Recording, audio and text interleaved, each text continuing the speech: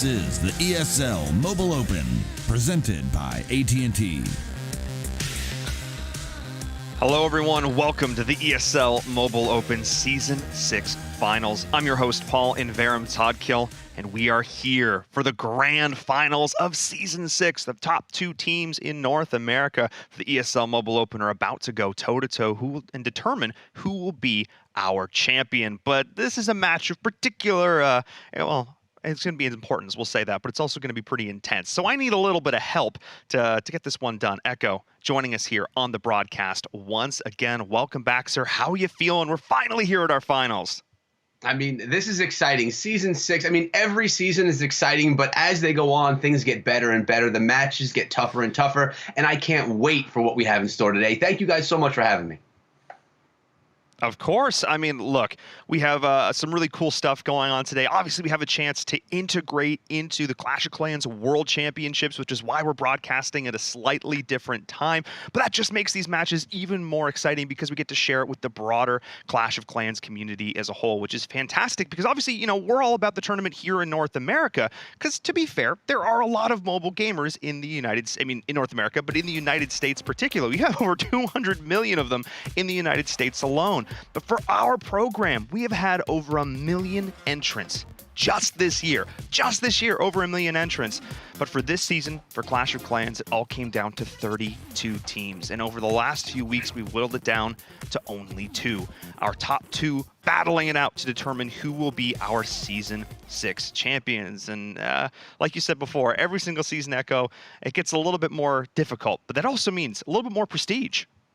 Yeah, I mean, we see big organizations come through, but we also see some teams that are just put together from the community. And this season, we saw some really great unsigned teams progress really far in the competition, bring some amazing strategy and keeping things exciting, keeping some of these larger orgs on their toes.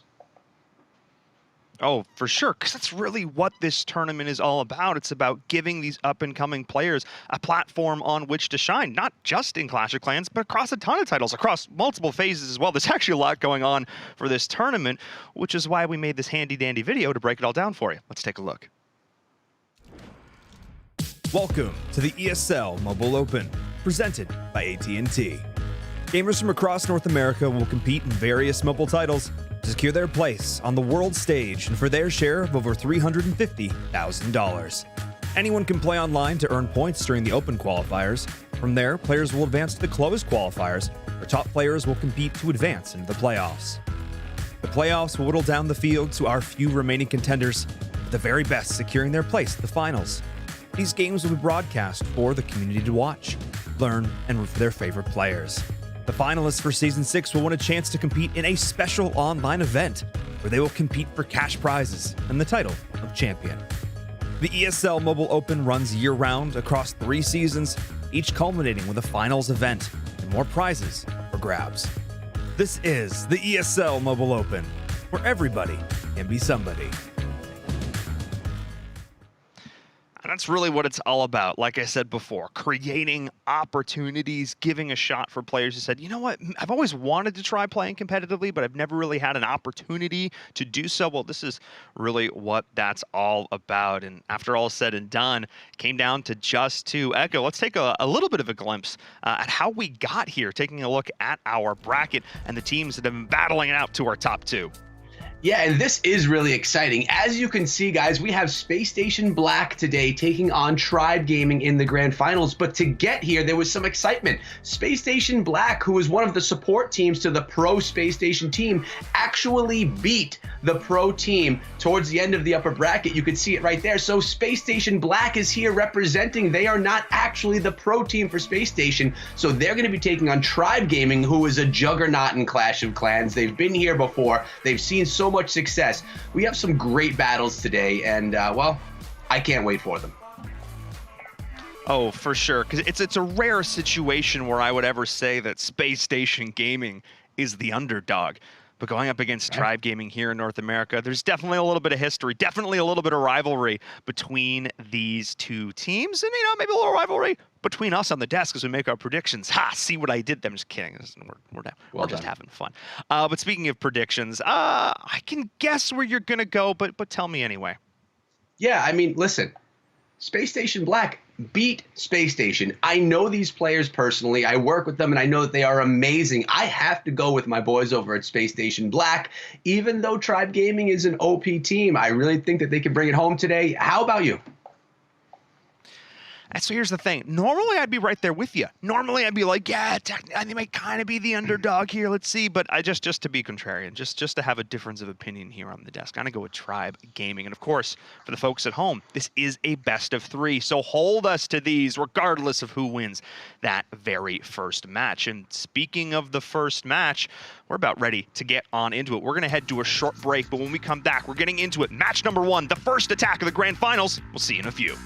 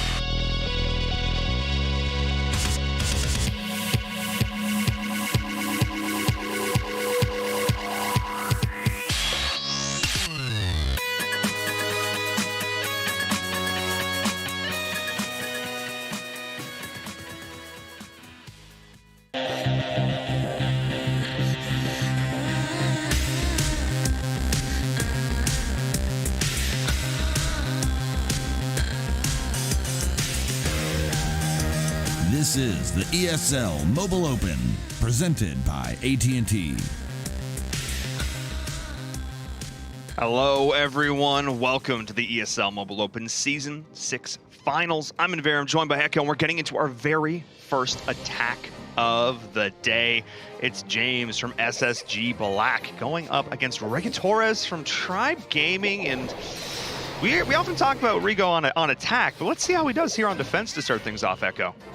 Yeah, and we have James on the attack on this one. I have to tell you, I'm really surprised to see Electro Dragon starting off the war today. Also using those sneaky goblins for some funneling over in the eastern side of the base.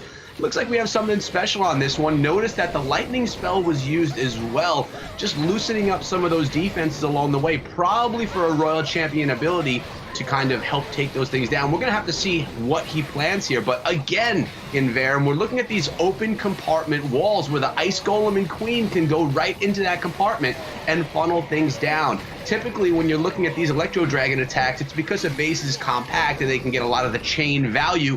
And my guess is that James saw that chain lightning value on the southern part of the base and is going to be coming in with some E-Drags down there. We're going to have to see.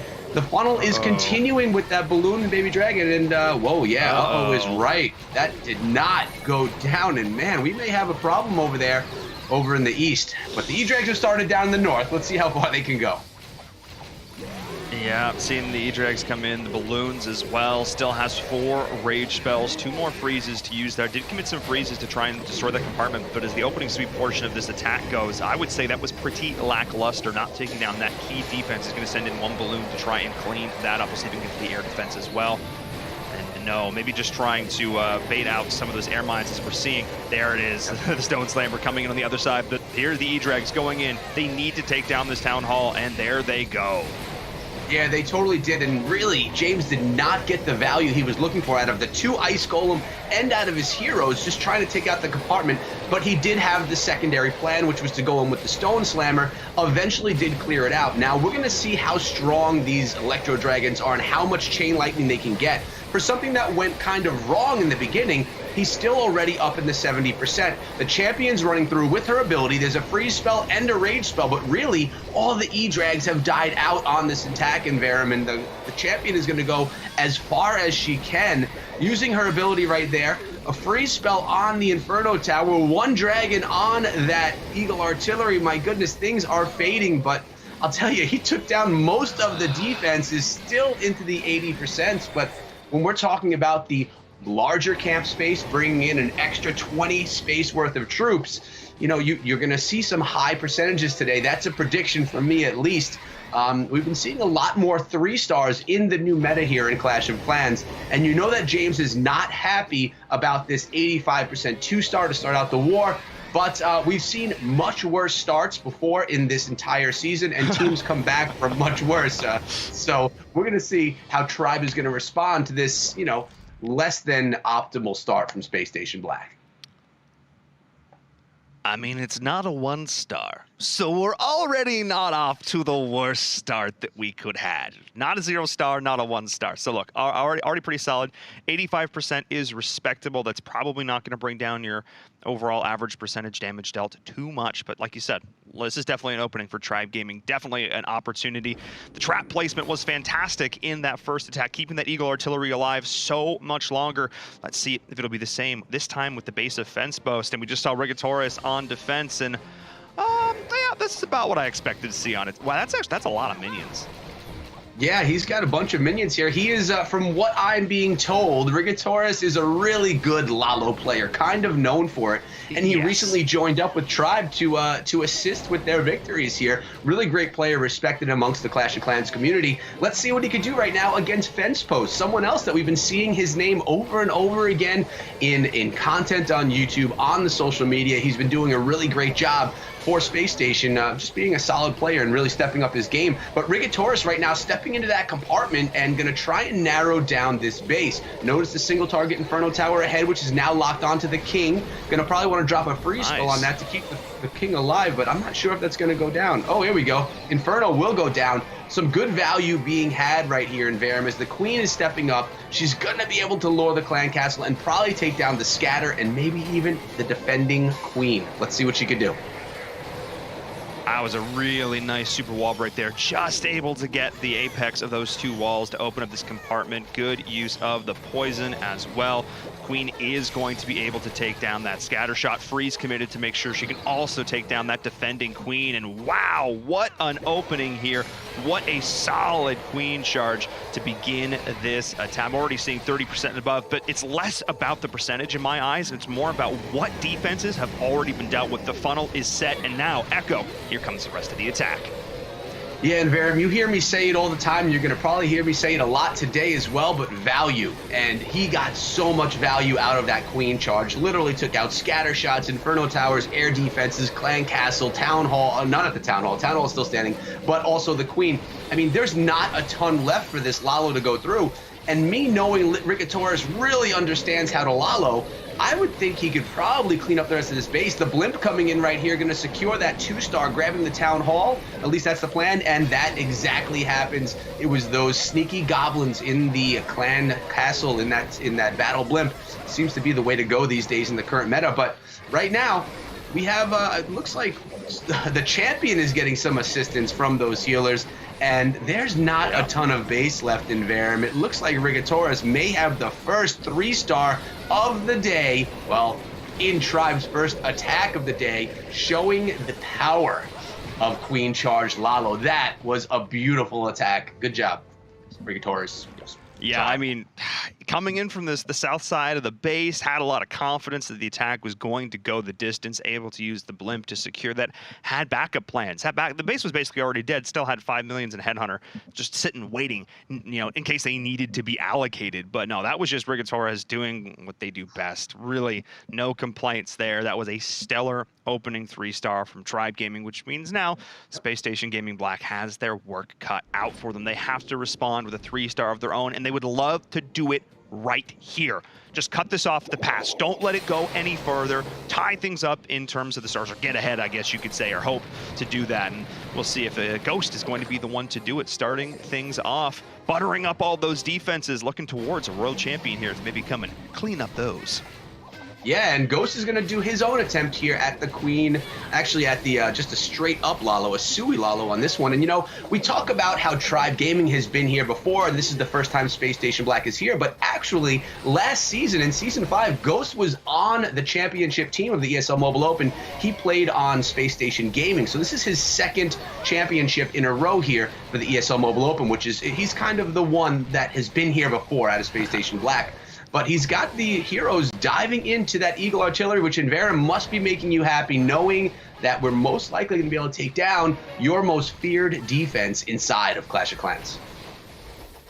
Oh, for sure. I mean, don't get me wrong. The scatter shots give it a run for its money, but that Eagle, if you do not deal with it early, it's basically just, it's the 3-star Dream Killer.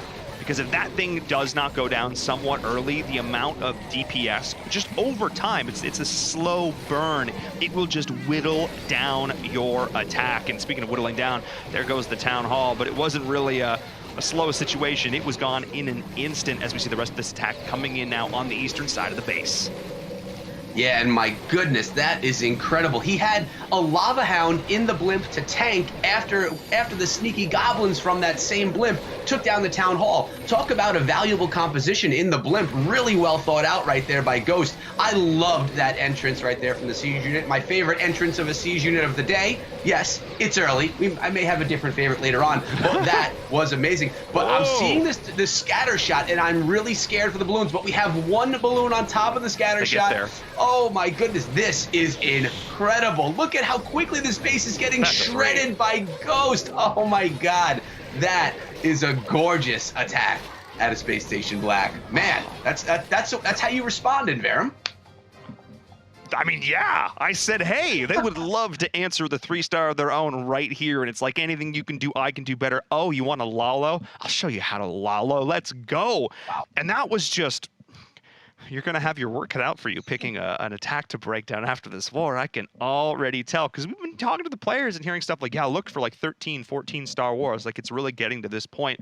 That was pre-patch, so we'll see if that is going to stay true. I think it might, and we'll see if the predictions are going to be true here as Tribe Gaming is once again back up to the plate with Nick. I'm going to say it like that every time. You can laugh. Yeah. Every time. It's a question mark there. I don't make the rules. I don't make the rules. I won't laugh at you. I mean, it's just pronouncing things the way they should be as the way they're spelled. And he's coming in with the lightning spells here, clearing out around the town hall, awakening the town hall with that earthquake spell as well. Now, I know you don't typically like the town hall being woken up prematurely, but yeah, this clan castle taken down as well on that. So really nice value from that initial spell usage in the attack. Now, I think he awoke in the town hall, or he made it wake up there because he wanted the champion to take that down. And look at the value right there. 100%. Are we going to see a lot of Lalo today? I'm starting to feel like we may see a lot of this strategy. So traditionally, Lalo was one of these things. It's like, you know, the average player can play it okay, but a great player can really make it shine. And I feel like we've continued to elevate that expectation as you see the heroes continue to push into the base. The multi-target is going to go down. Thank you, Queen. But this to me really is showing that just how far this top level player has come, that they can consistently execute on what I would consider is one of the tougher strategies to make work in Clash of Clans. Yeah, it definitely is, but it's also gotten a little bit easier once you had the Royal Champion added in, and now that we have the extra camp space as well. But yes, I mean, the balloons are fragile. As you say, they're glass cannons. They're going to be able to do a ton of damage, but they can't take much. So if you don't tank for them properly, if scatter shots are going down at them, and if the Eagle Artillery is raining on them as well, you know, they could have a hard time. But look at this Grand Warden's Eternal Tome ability. It's going to allow these balloons to pad through the core, just safe for a little bit longer. The Stone Slammer there as well, doing some work. Remember, the Stone Slammer is not only attacking, but it also has attacks within. So when it goes down, there is more damage to be had. And I don't even know if it's going to go down right here. This is another triple done by Nick at a Tribe. That's 2 triples in a row for Tribe, 3 triples in a row for the ESL Mobile Open Finals. Let's go. This is exciting. I'm sensing a trend here. And this is a trend that is true throughout esports, period. Any game, I don't care what it is, and it's the team that makes the fewest mistakes wins. It's not necessarily like, who's the better team on the day, who can go just a little bit more clutch. It's no, who can be a little bit cleaner. It's who will make less mistakes. And if the standard is becoming, you need to triple 1 or 2, you know, high percentage 2-stars could be the difference. I'm looking at that first attack here from Space Station Gaming Black. That could end up being the difference maker, which in any other war, on any other day, an 85% 2-star, you'd be happy with that. You walk away with a smile on your face, but maybe not in this one. But we'll see if SSG can continue the trend as well as we jump back on board with them and Crazy Ryan for their next attack.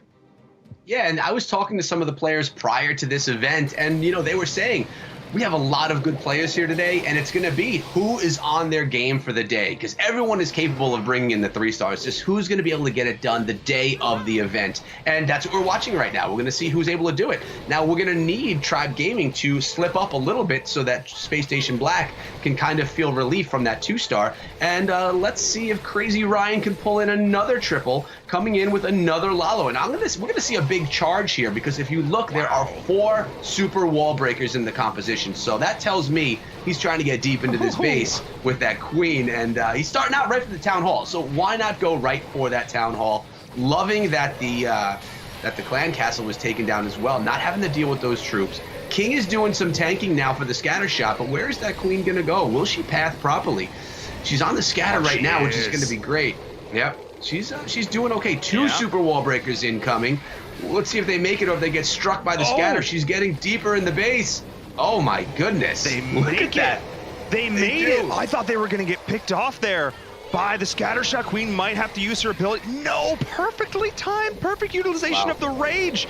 Now the Queen is going to be able to continue to go in, and if she takes down the Eagle as well, that could be massive. But I'm looking at the HP of the healers. That's really the big question mark. Will be forced to use the ability just a little bit longer just to make sure the Queen does take down the Eagle, and that's huge because here comes the rest of the attack. The Queen passed down towards this multi. Oh, this is looking so good for Crazy Ryan. Committed to the Queen charge, but Queen, did she charge?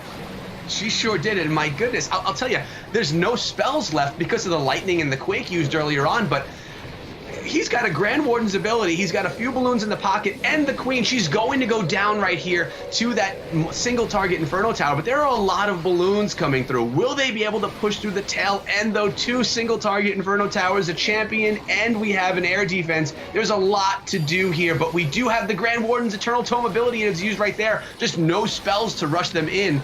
I don't know. They're going to be moving slow, but let's see if they can push through the final few percentage of this base. It's actually not a few. There's about 15% left. Let's see if they can get it done. There's a lot left here. Yeah, I think so. The biggest difference I'm noticing now, and I have a funny feeling this has to do with the new update, is the amount of minions that have been added into the composition, helping to clean up a lot of these structures and also helping to tank and distract the defenses for these troops, which means that now with 24 seconds left on the clock, I think we are going to see another triple here, this time for Crazy Ryan. Oh my goodness, why not? Another one. Another one. Let's go. 4 triples in a row. I mean, listen, guys, if you don't know how to Lalo, now's the time to practice. We're watching these players that are obviously amazing players do it. Let's watch these strategies, take some notes, watch some videos, and actually get better at it ourselves so that we can stop pulling in 2 stars. We can pull in 3 stars like these guys. These attacks are amazing.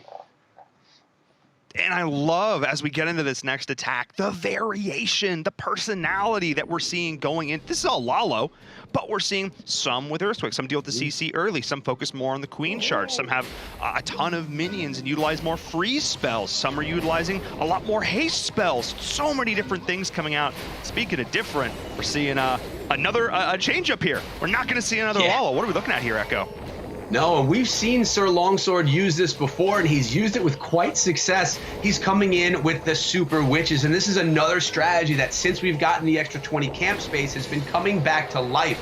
You could bring an extra Super Witch along, and if you don't know what the Super Witch is, guys, it's basically a extra powerful witch that spawns big boys rather than spawning the regular skeletons. We typically are going to see regular witches out of the siege barracks as well. Let's see if he actually brings that along this time around. This is actually a strategy I've been playing with currently right now inside of the game, and I could use some help. So I'm watching this intently right here to see if I can get any tips along the way. But I'm noticing the base is open. These witches can walk right to those scatter shots, right to that town hall, and then jump into the Eagle artillery compartment. Peck is leading the way along, cleaning up the eastern side of the base. Gonna funnel all of that down. The pathing on this has been done perfectly so far. Grand Warden's ability used as this just barrage, as you would say, goes into the core of the base, taking down the town hall, a scatter shot, going for, oh, he's actually got Hog Riders in the back end, not regular witches this time around, different from what he typically brings. But the Hog Riders are able to run themselves around and pick away defenses that could hurt these troops that could possibly get stuck in the core. I'm liking the look at this so far, Inverium. What are you thinking? How do you like it?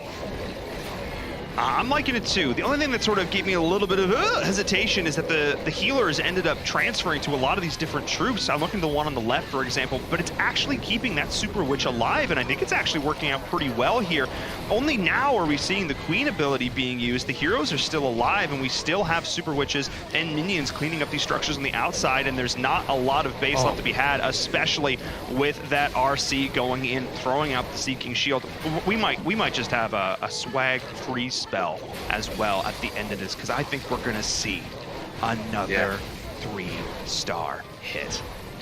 Why wait to swag it when you can swag it right now? The swag has already been done. Another triple for Tribe. Right. It's 3-star mania for them right now, and they don't want to give an opening for the opponent. They don't want Space Station Black to have an opportunity, and the best way is just triple after triple after triple. They're doing it. I mean, you can't lose if you never lose. I think that's how that math works. You can lose on time. That's it. Yeah. I guess.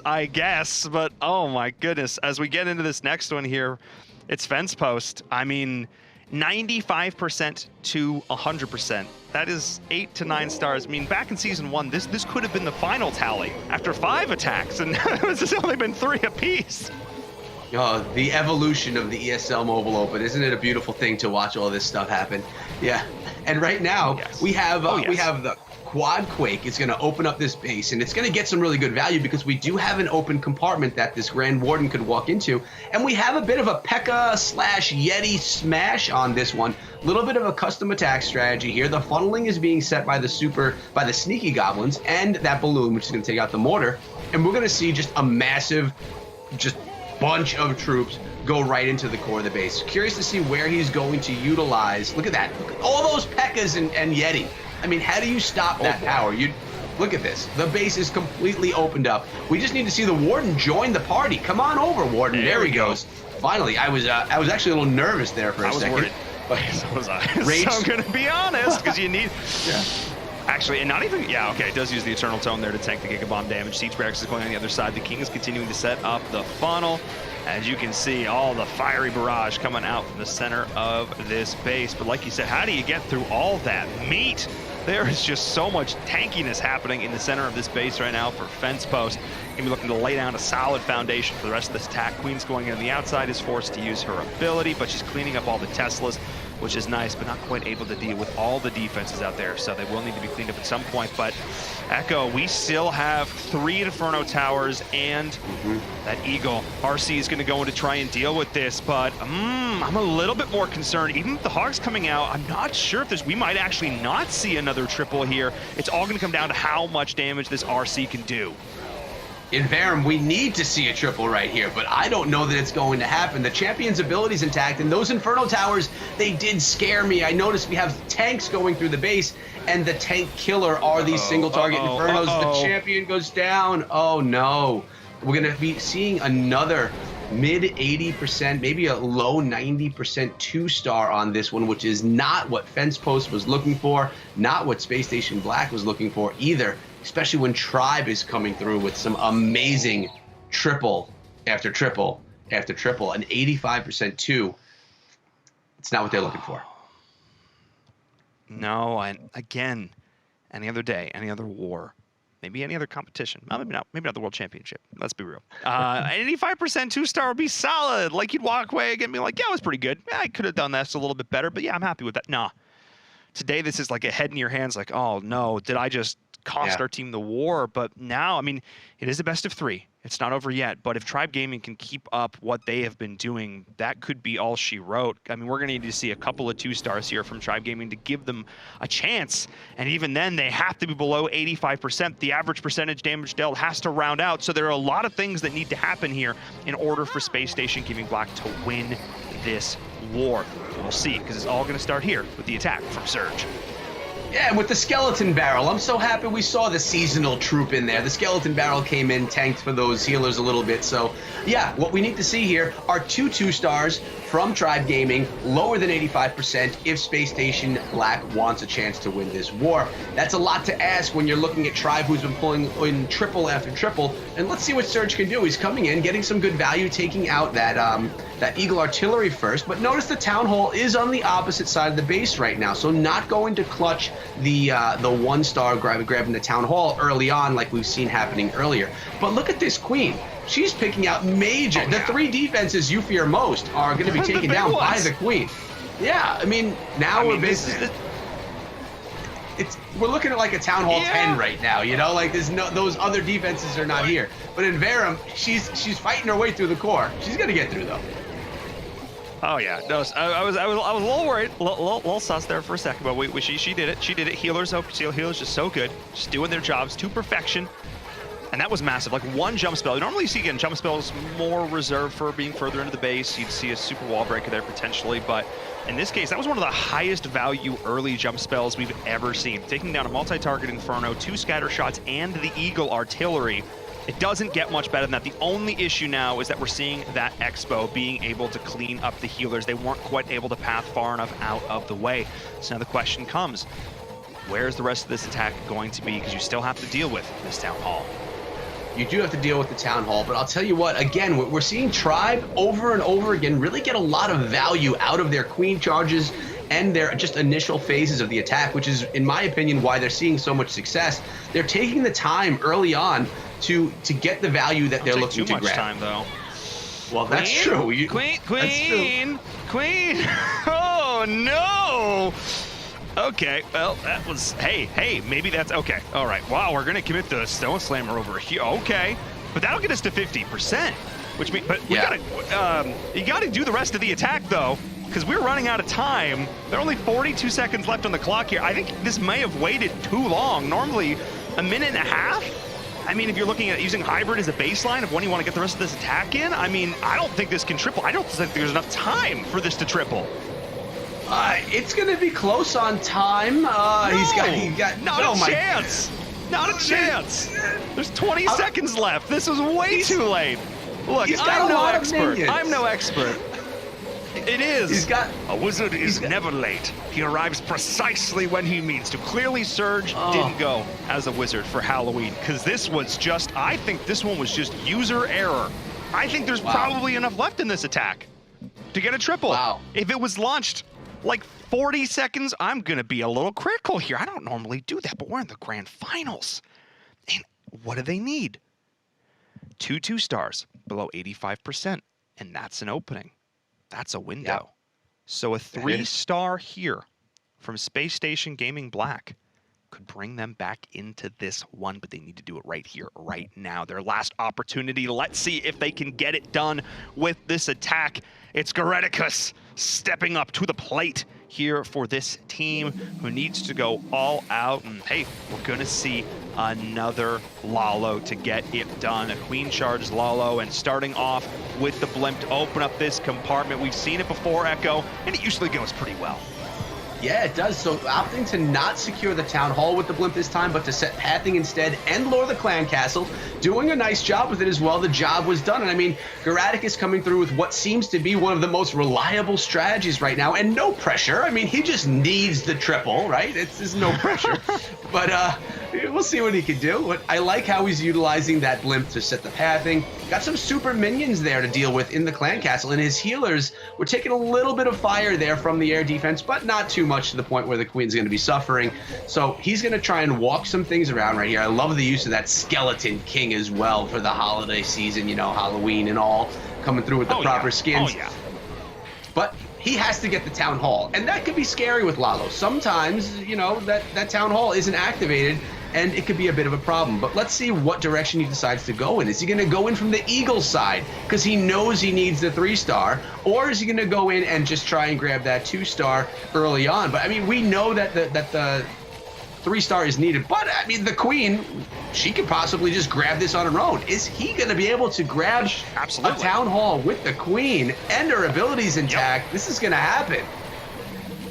Oh, absolutely. Even with the Skellies coming out, no problem. With that Rage committed, this is huge. And I think this was very telling to me, the fact that the blimp was committed so early. Oftentimes we see players saving the Siege Machine for later on as a cleanup, as insurance, just to make sure you secure that 2. Securing the 2 was never a question here for Goreticus. It was all about how do I get the 3.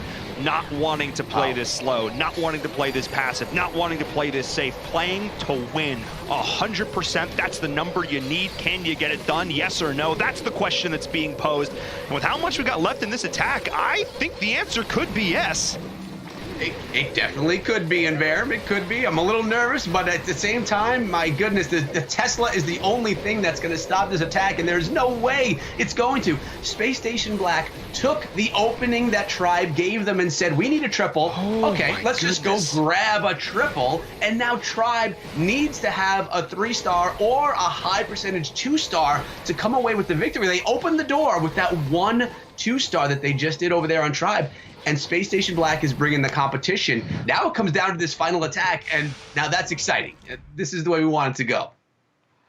I mean, any war that comes down to the final attack, the do or die, is always an exciting one. So I'm getting word that 90% would tie this. 91% will win here for Tribe Gaming. A tall order under normal circumstances, but I think Tribe feels comfortable to step up to the plate. Can they get it done here? Can they knock it out of the park? Can they hit that grand slam? We're going to find out, but it's only game number 1 after all. Let's get into our last attack here, because no matter which team falls, we still get more action, which, if I'm being honest, Echo, given how this first war has gone, yeah, it's probably a good thing. I want to see more of this. Yeah, I want to see more as well. I love the best of 3 format, and the captain of the team, Lex Knows, is coming in, and he's not using Lalo. He's not using Super Witches. He's using Hybrid. Who would think that there would be a day where Hybrid was not used the most often? Well, I think today is going to be that day, and he's coming in nicely with that blimp to start things out, set the pathing, and again, a beautiful queen charge. We're starting to see some real value from these heroes today in these different attacks, and well, it shows you that you should probably also learn how to do a queen charge as well. But things are going to go pretty well here as he narrows down the eastern side of the base. In Verum, are you feeling the confidence in the hybrid that we've seen in the past? Now knowing that you could bring, some extra troops along, some extra hog riders, some extra miners, or some extra support troops. Yeah, and I think it's the support troops that are the big thing here for me. It's not only support troops. We're seeing 2 poison spells being utilized here because that's oftentimes something that this suffers from. Is dealing with the CC, the defensive heroes that come on out that can really mess up your hogs in particular if they get caught out. And ooh, Queen, she's fine. This is fine. Wow, we're fine. Okay, it's okay. Maybe I'm speaking too. Okay, this is touch and go. But Lex knowing exactly how much damage the Queen can take. Okay, we're going to ignore the pitch change of my voice as the rest of the attack is going in now, going to try and deal with this Town Hall. And the Grand Warden is here with the Eternal Tome. Queen still full HP, was forced to burn the ability, but the rest of the bundle is coming on in. Town Hall is going to drop. That's 52% and climbing. 91% will win the war. But if I know Lex, and I have interviewed him multiple times over the years, I would say that he's not going just for 91. I would say the 3-star is in his sights. Yeah, I would agree with you on that. And that queen charge, I don't know that I've ever seen a queen be hit by literally every defense on the base and survive. She went through a ton and came through to survive in the end. But she is, well, look at the scatter shot. That should be going down too by that Royal Champion. Ability used. There's a heal spell left to support what's left in the attack, which are a ton of miners in Verum. I think that Lex Knows is going to bring this home for Tribe right here. There's enough time. There's support troops on the back. And I think we're looking at a triple from Lex Knows out of Tribe Gaming, which is going to be a victory for them in game 1, as long as time isn't an issue. But there are a lot of miners left. Wow, that's a lot of triples out of Tribe. 4 out of 5. It's going to be a 14-star to 13-star war.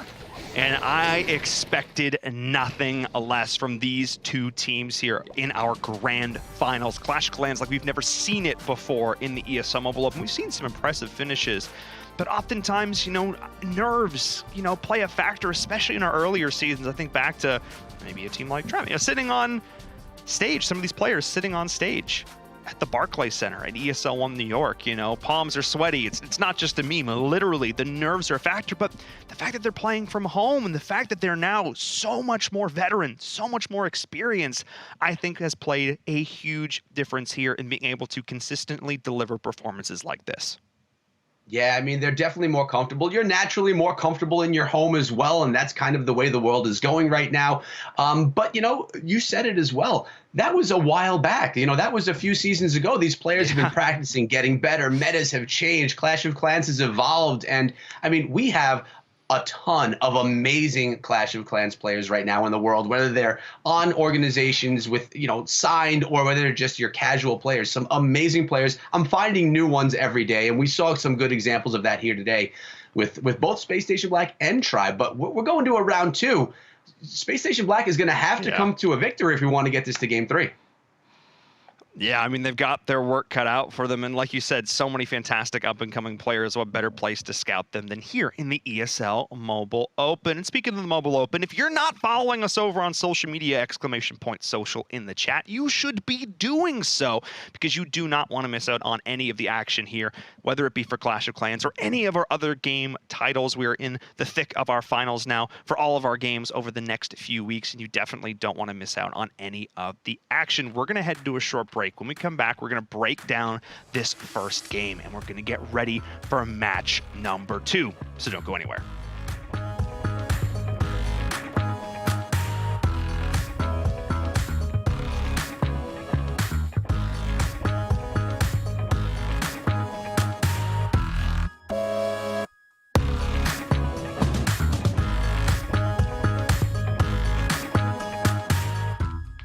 This is the ESL Mobile Open, presented by AT&T.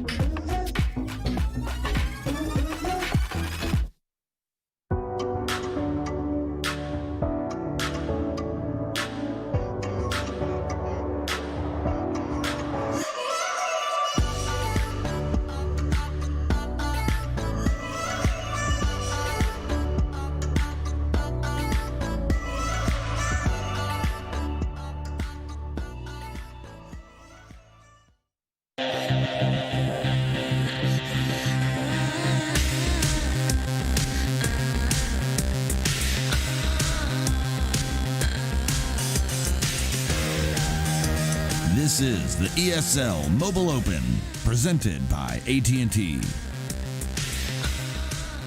Hello, everyone. Welcome back to the ESL Mobile Open Season 6 Finals. I'm your host, Paul Inverim-Totko, and it's crazy to think that we're already saying finals. My goodness, where has the year gone? 6 fantastic seasons, and it all comes down to this now for Clash of Clans, the end of 2020. Oh my goodness, and of course, none of this would be possible without the support of our presenting partner. Of course, I am talking about AT&T. They've been with us from the beginning. We talk about how far Clash of Clans esports has come, especially here in North America. This would not have been possible without the support AT&T has given us here at the Mobile Open. We talk about growing the grassroots. This is really what this is all about. Some of these players you see now competing on these pro teams, they got their start here in the Mobile Open, competed at their first LAN event in the Mobile Open, and that is only possible because of the support that AT&T has given us. So I have to give a huge thank you to them for being our presenting partner. But getting back to the action here, today, we have one match but it's not just one match. It is a best of 3, which means Echo needs to come back on in. Joining me here on the desk, at a real desk today. So look at that. We have a real desk for this. That's just how we knew the finals were going to be hype, okay, Echo. But let's talk about that last war because it was crazy. Yeah, it was crazy. It was closer than it looked as well. Space Station Black, they were on their back foot from that first attack. But, I mean, if Tribe didn't get so many triples, it would have been a little bit easier for them. But, I mean, Tribe came out swinging. 4 triples out of 5 attacks was incredible. But Space Station Black, I mean, they're in this. They have what it takes to do it. It's a little slip up here and there. So, I mean, if they want to win, they need to win this war. If we want to go to a game 3, Space Station Black has to win right now. No more slip-ups. They have to pull in the triples that Tribe was pulling in. And, you know, I think they can do it. That's why I had the prediction I had earlier. But so far, really exciting war.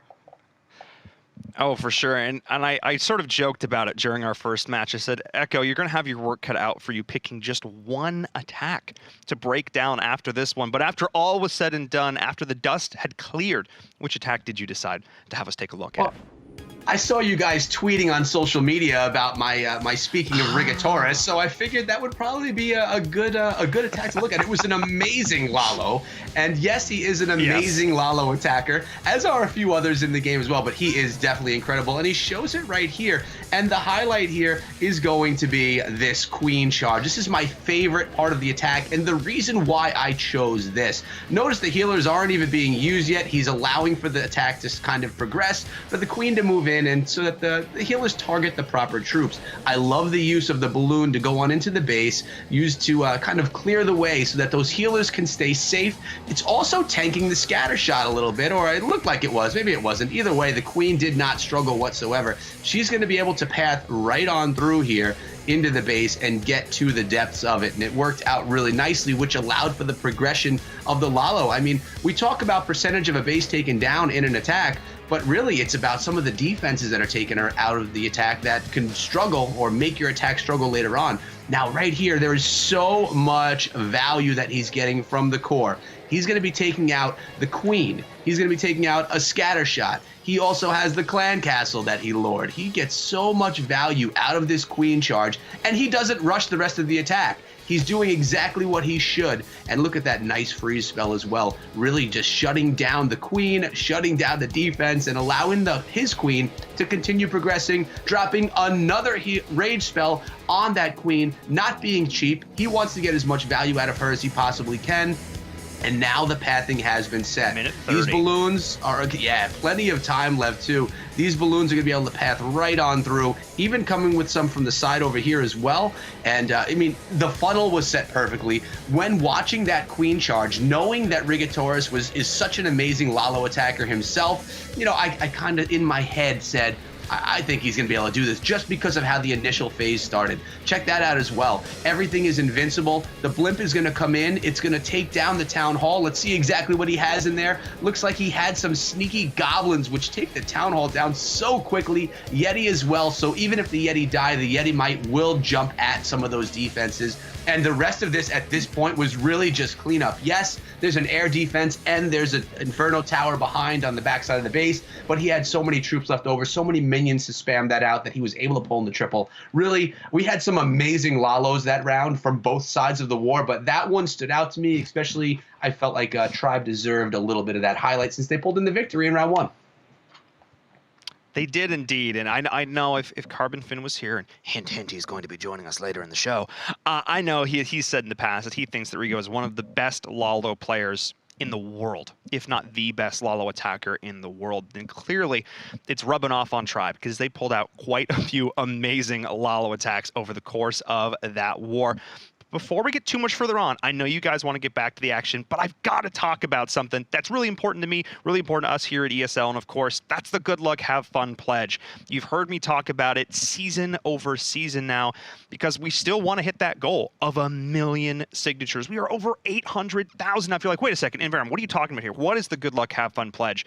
It's basically a pledge that you take. You get an exclusive badge on Twitch that says, yes, I support this pledge, that says, I'm going to be a better online digital citizen. When I play games, I'm going to create a more open and inclusive space, more welcoming to people, more accepting of people when we play online games, because there's a lot of stress out there in the world right now. And the last thing we want to do is add more of it when we're playing video games. We want to just relax, unwind. Maybe for some of these players here, not a ton of relaxing in this particular game, but for most of us, I know we want to take it a little bit easier. So definitely be sure to go check that out. Exclamation point GLHF in the chat if you're interested in signing that. And we also got a chance to sit down a while back now, but still holds true today with some veterans of the esports industry and get their thoughts on it. So let's take a look. My name is Jordan Gilbert, aka Nothing. Hi, my name is Sue Lee. My handle is Smix. I think it's important for these initiatives to happen. Empathy really, really goes a long way, and it always means so much to us, and I think that's where initiatives like this really help.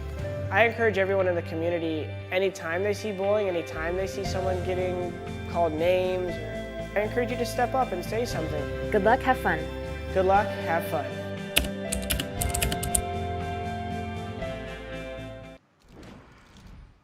Exclamation point GLHF in the chat. Do it, check it out. Takes like a minute to fill out. I'm just saying. I'm also just saying, Echo, we got to get back to these attacks. We predicted before we went into this, you went with Space Station Gaming Black. I went with Tribe Gaming. A little bit of a mix-up here. I'm going to go with more of the favorites. But like you said before, Space Station Gaming Black, they have a chance to come back in this. Yeah, and they have to do it now. I mean, it's that simple. When your back's against the wall, you have to win. Kind of like when you're in the lower bracket. If you lose, you're out of the competition. That's how Space Station Black is feeling right now. If they lose, all of their hopes and dreams are over. They already beat Space Station's main. So that was like a dream in itself. But now, if they could actually come through and defeat Tribe, how amazing would that be for these players that are trying to get signed with the org? I mean, there's a lot on the line, and I think they're going to bring it. I think they're going to bring – I know they're going to bring their best, but – I think they're going to do all right. That's what I'm saying. Sometimes the best intentions, the best laid plans, one tiny slip up, one troop placed a second too early or late, one tile to the left or right can make all the difference in the world. So we're going to need to see pretty much perfection here. Space Station Gaming Black wants to take down Tribe, and given the fact that they've already taken down some incredible teams to get here, I think it's certainly possible. We're going to head to a short break. When we come back, match number 2. Can SSG Black get it done? We're going to find out.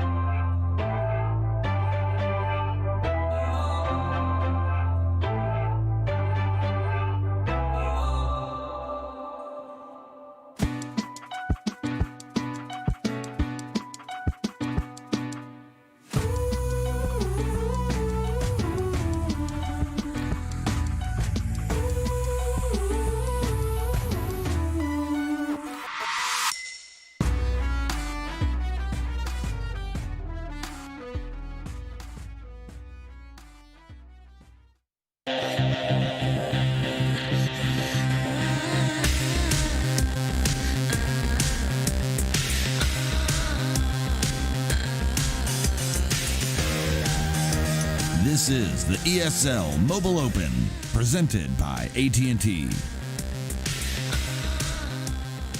Hello, everyone. Welcome back to the ESL Mobile Open Season 6 Finals. I'm Inver. I'm joined by Echo, and we're here with match number 2 as Tribe Gaming is taking on Space Station Gaming Black. Tribe Gaming is up 1-0. If they win it here, they will take the war 2-0. And SSG Black, Echo, they need to do everything in their power to stop that from happening. Yeah, they need to do it all, but Tribe Gaming is starting out first this war. They're coming in with Rigatoris, who we saw just highlighted a few moments ago with an amazing Lalo, and what do you know? He's coming in with another Lalo. Let's see if it's as amazing as his last one. We saw a lot of value from the Queen charge in that last attack, and I'm not sure if what's going on with the Queen. Oh, it looks like he's going to be blimping the Town Hall, allowing for the Queen to walk up the southern side of the base up towards the west. Little different plan this time around. Let's see if the blimp grabs that Town Hall, and it does. Sneaky Goblins, they never let you down. Also grabbing that Clan Castle Lores. I just saw a Yeti go flying off the map. Must have hit a spring trap along the way. And the Queen, she's going to take down that Inferno Dragon. Yeah, she does. There we go. Progressing on through the charge. It's a good charge. Not as sexy as the one we saw last just yet, but it's still a really nice looking charge, and the base is getting taken down just as Rigatoris would have planned, I would assume. So soon, in Verum, we should be seeing some Lalo. Yeah. I mean, look, here's the thing. What I love about this is the fact that it's not just a cookie cutter. Oh, healers. You left your Queen. You left your Queen. Okay. Maybe not. Yeah, she's got her ability still. She's got. It's okay. Not ideal. Okay, I actually kind of want the King maybe to go down here to that Eagle, because get back over there, healers. As we see the rest of the attack coming through the north. What I love about this is it's not just cookie cutter. It's not just the same attack repeated over and over again. It is slightly different. There are adaptations being made, and now we're seeing the rest of this attack coming in from the northeast side. The Queen now is finally going to be able to deal with this Eagle. The first freeze being utilized on the scatter shot. The Queen has got to go deal with this other scatter shot, though. She's got to deal with it. Getting distracted by the defensive RC. Another freeze being forced to commit. This is the last one. Queen, you've only got a few seconds to get it done, and she does. That was absolutely huge, and now with the influx of minions coming in as well, and 52 seconds left on the clock, this very likely could be a 3-star. I think it's going to come down to time, and I think Rigatoris has more than enough. Yeah, I think he's got plenty of time right here. And man, that healer transfer scared me, but it actually probably worked out a little bit there, getting a little bit more value out of the King and then coming back and healing the Queen up to 100% again. My goodness, Rigatoris is, he's 2 for 2 here tonight, or today, because it is pretty early, isn't it? And if you're looking to learn Lalo, watch Rigatoris and you're going to see some great examples. That was another great Queen charge Lalo. It doesn't matter what the base is, just can make it work. And that just, I think, shows the versatility of this attack, especially now in the new meta, that you have so many more options when it comes to supporting this, the 2 fundamental core components, the Queen charge and then the Lalo. But it's all the trappings that you put around it, you know what I mean, to really build them up, to let them shine, that I think shows here. And we're seeing a lot of variation on that, which I'm really, really enjoying. But we'll see if this time Crazy Ryan and the team over on Space Station Gaming Black can respond with a 3-star. They didn't do it last time, Echo, and I think it cost them. Yeah, it did cost them for sure, and they were definitely on their heels for the rest of that war. But right now, let's see if Crazy Ryan can change that. I mean, he's got a little bit of a Lalo going on himself, Queen charge Lalo actually, and some open compartments along the outside of the base, which will enable the Queen to get in there. But he's also got the Lightning and the Earthquake spell, softening up things in that compartment, and maybe you're going to do a little bit of champion work over there. We'll have to see as the attack moves on. Queen finding that Tesla farm right away. Good thing there was a giant right there, as if he would have known there was a Tesla farm right there. Possibly a good prediction. Either way, worked out really nice, and maybe he was just being safe. I'm not sure, but here we go. Queen low on health, scatter shot, slamming on it, but she steps out of range. Wow. Talk about being risky early on, but right now we're okay. That super wall breaker going to open up these compartments. Clan Castle lore is happening. Scattershot is still up. The Queen stopped attacking the Scattershot to attack the defenses or the defending Clan Castle, but at the same time, the freeze spell was there for that. So she's okay. Now just having to deal with a couple of super minions, which she does. King running himself around and going to be able to funnel some things down, take down the enemy queen along the way as well. Things are looking pretty good so far for Crazy Ryan at a Space Station Black. And Verum, are you feeling it on this one? This is looking more than good, and here come the rest of the Super Wall Breakers. One's coming in, going to be opening up the rest of this compartment. Can it keep going? Oh, maybe a little. That's the tiniest slip up we've seen so far. We need to see the rest of this attack start to come in because the healers are tanking up this Eagle. We are going to see the Queen continue to charge on in, and the Queen is tanking it up this time. Absolutely fantastic. The freeze being committed. The Stone Slammer is here as well, and here come the rest of these air troops. No more rages left to keep the Queen up and in this force to use the ability, and wants to deal with this scatter shot before the rest of these balloons get here. And this is, we've seen a lot of high value Queen. Uh-oh, that's a small thing. I don't think it's gonna make the most difference here, but not taking down that scatter shot could have been big, but no, the balloons are going to get it. And with a minute left on the clock, there's still a lot of attacking troops to go with all these minions to back them up. The haste spell is here and the freeze to use. I think this is likely going to be another 3-star here, Echo. If these balloons can path to the right place, those are the fastest little minions we've ever did see. Yeah, they are. I love myself some minions, and I love that they're being added, that we're getting more of them in these attacks as well. There's a little bit of base left. The Wizard Tower, the Wizard Tower did take down a bunch of our troops. Will the Grand Warden actually target that Wizard Tower? If not, at least he's tanking it for the time being. And 98%, there is, okay, the Warden is going to tank. The minions are going to clean it up. Ooh. Minions for the win. We have a tie war. This is what Space Station Black needed to start out with in the last war, but at least they're doing it this time around, starting off on the right foot. Maybe a little momentum from the last war towards the end, I'm not sure. Winions. I'm about it. I am all about it. Definitely on one of our closest 3 stars here. Not the closest we've ever seen. Looking at you, 1% left, 99. Attack. Oh, they're always the most heartbreaking ones. So we don't see any in this war. Only triples, 30 stars. That's what I want us now. I mean, that would be silly. How would I'd have to ask our admin said, let's not go down that path until we need to, because we may need to. Let's get into this next attack here from Tribe Gaming. Tied at 100% apiece, and as I said before, at the very start of war number 1, it all comes down to who makes fewer mistakes. Yeah, I mean, that's what happens when you have 2 teams with some incredible players. They know the game. It comes down to some of the bases that may trick you up and make you stumble a little bit, and it comes down to if you can be perfect and actually execute things the way you had planned. And a lot of planning does go into this. They know the base meta. They understand what different bases offer, and they know how to kind of, take advantage of what they have. The Queen, though, she's under some fire there. Surge, she does. Wow, that was a close call, but she did survive. I was nervous there for a second. But a couple of balloons coming in to clear the way for those healers, and the Queen's going to make her way up. The balloon's going to get some extra value, maybe a little bit of death damage value, maybe not. The Yeti, though, it did a good job, as did the Super Wall Breaker coming on in. The Queen, though, needing to use that freeze spell because the Queen was being targeted by the single Inferno. Looks like this Queen has been, on her heels a lot in the beginning of this attack, but Surg able to keep her up. So far it's going pretty well, although I was nervous a couple of times already. Yeah, and I'm not sure that other Super Wall Breaker necessarily... Oh, no, it did. It's opening up that other compartment so it can go up towards the Town Hall on that side. All right, perfectly planned, giving the Queen lots of options here about where she can go further into this. But you're right, he just sort of threw her into one of the busiest compartments in this defending base. So we'll see how much longer the Queen's going to be able to survive. More Wall Breakers coming on in to continue to clear a path all the way towards the Town Hall, but the Queen has got a path over there, and right now it looks like she is, because here comes the rest of this attack, Echo. Yeah, that Wall Breaker did not go to the right spot. He was trying to open up that Inferno Tower compartment, which is now beating on his healers.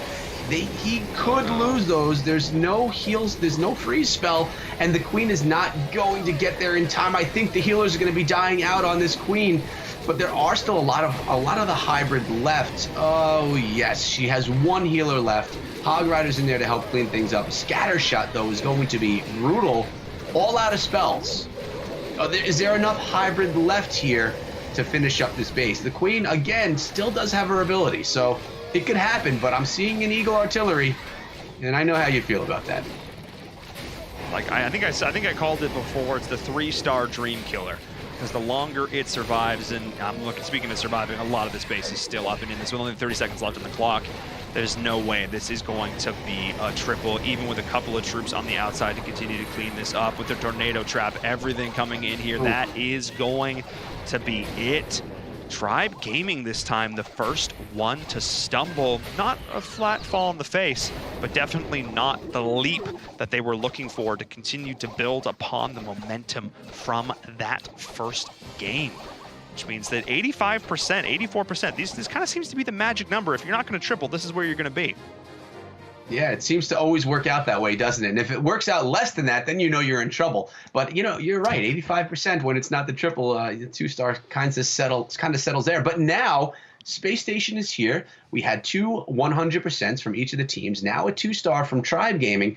I mean, a 3-star from Space Station Black right now would put Tribe on their heels in the same position that Space Station Black was in the first war. So it's an interesting turn of events. And but Space Station has to get it done now to put on that pressure.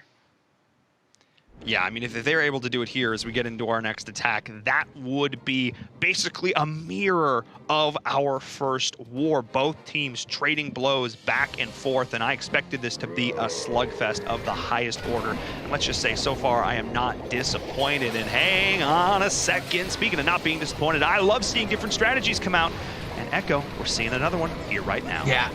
I love this one right now. We got 10 lightning spells, 5 for each of the scatter shots, with an earthquake spell for each as well, leaving only 1 freeze spell left in the composition, but all of the splash scare is out of the base. Splash scare. Look at those skeleton barrels being used early on too. I love seeing seasonal troops be used. Now we have this massive just bunch of troops all going straight for the town hall. There are still 8 witches and 2 golem left over. They're going to be coming in from the east and west of this base, just funneling things down. Those golem are going to get some massive value as the witches are going to accumulate more and more spam, which is going to slow down the point defense. The question is, do we have enough to get through the core of this base? Look at the Grand Warden's Eternal Tome ability, making everything there invincible. Clan Castle lore is there, but remember, there's no poison spell. Looks like James opted to go with a freeze instead of a poison, and let's see if the Clan Castle is going to make him regret that choice. All the while, we do have Golemite now running around the base, still protecting those witches, but it really comes down to the core of the base in Verum. Will they be able to push through and get to that Eagle Artillery? That's the big question, because it has been doing so much damage. I wish we could like pull up a chart at the end of this and see like how much damage different troops did and how much damage different defensive structures did. I think that would be so interesting to see, because this Eagle Artillery has done so much damage. We saw witches come in from the north, the east, and the west, but this isn't going to have that sort of happy ending off in the balloon there. Looking at you, Wizard of Oz, all the witches are down, and we're seeing this attack really petering out. It had a task, it had a goal, get to the Eagle Artillery, and it was not able to get it done, not in time. It got there, but a little bit too late. The last defense down, and then the end of the attack was the Eagle. And I mean, Tribe Gaming is still up. They got the 84% 2-star, while Space Station Black got the 83% 2-star. So you were excited to see something different, but maybe that wasn't the best choice because, well, they didn't grab that advantage that they really were looking for on that attack. I mean, witches, they are also kind of like a glass cannon. They could do a lot of work, but they're also really soft if the Eagle is continuously pounding on them. And that sort of happened there right as they all came in. The Eagle, 1 barrage came down, did a ton of damage to start that off, and we'll see if it comes back to haunt them here, but only 0.5% separating these two teams. And SLS from Tribe Gaming is going to look to put another 3-star up on the board. They don't like it being that close. They want to get a triple, get the momentum back in their favor. That's what they're looking to do. And as the buttering comes on in, well, not even buttering. They're just gonna destroy it all. That's fine. That works too. Never mind. Yeah, they're not buttering up anything in there. They're just taking it all down. He was being tactical with his spell drops, which is smart, taking out as many defenses and damaging as many structures as possible, and that's exactly what you should be doing. Now, he just saw that Space Station Black went in with the classic witches, and they didn't work so well. So he's deciding to go with the super version of these witches. Super witches, I love super troops. I just wish we could use them all the time. There is a week-long cooldown that you have with each of these super units that you decide that you want to use, and you can only really use one at a time as a primary troop, unless if you get some from donations from your clan. There's a little Clash of Clans knowledge for you guys. But the super witches are coming into the base. They're being raged up. The clan castle lore has been successful, and look at those super minions on defense. Look at those rockets raining down on all of our troops, making Sir Longsword have to use the Grand Warden's ability early, I think, because so much damage was incoming from those minions. My goodness, they are, now you see, you're witnessing it now, why super minions are used so often in the clan castle. Wow. But the kill squad, the main part of the attack, did still stand. It does, but the Grand Warden went down early. Normally a troop we see surviving all the way to the end, the life or that sort of area of effect HP boost that he gives to all of your troops is so valuable. And now with the healers looking like they might be falling as well, the support, the utility for these troops is fading fast. And with only a single freeze spell, oh no, I think maybe that was a bit of a mistake there, because there's still a decent amount of base left to go through. You still got the Eagle, you still got an Inferno, and with what's left, I don't think that's going to be happening. I mean, we've seen witches clean up quite a bit on the tail end of these attacks, and they're going to have to do exactly that because, yeah, the troops did not go in the direction, and the Queen's ability doesn't look like it did any damage. I think she was struck by the scatter shot and never did get off her ability in time. But look at this Super Witch right now grabbing the Eagle. I think we're going to see a 2-star, but I think it's going to be high percentage because of how much extra these witches can pick up on the tail end. What is that? Super Witch was taking some time to work on that Eagle.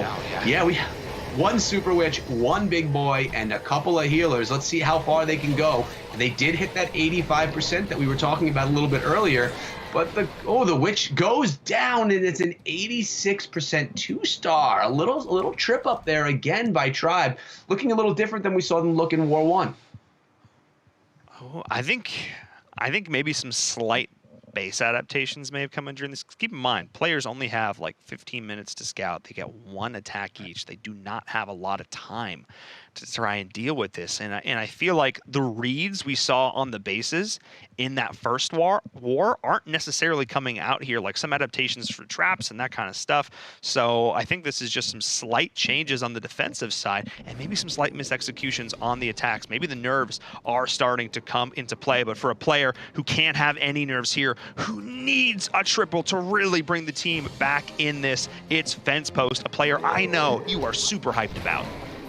Yeah, I really do like Fence Post as a player, as a person, and just as at the skill that he has for the game. And he didn't get the 3-star in the last war, I don't believe, if I'm thinking back correctly. So I'd love to see him do something and really show what he's capable of right now. And he's going to be coming in with dragons. And notice, only 2 lightning and 1 earthquake spell, which again is leading me to believe he's going to be getting some royal champion value somewhere, softening up, or as you would say, buttering up some defenses, and then taking them down with the ability of the champion.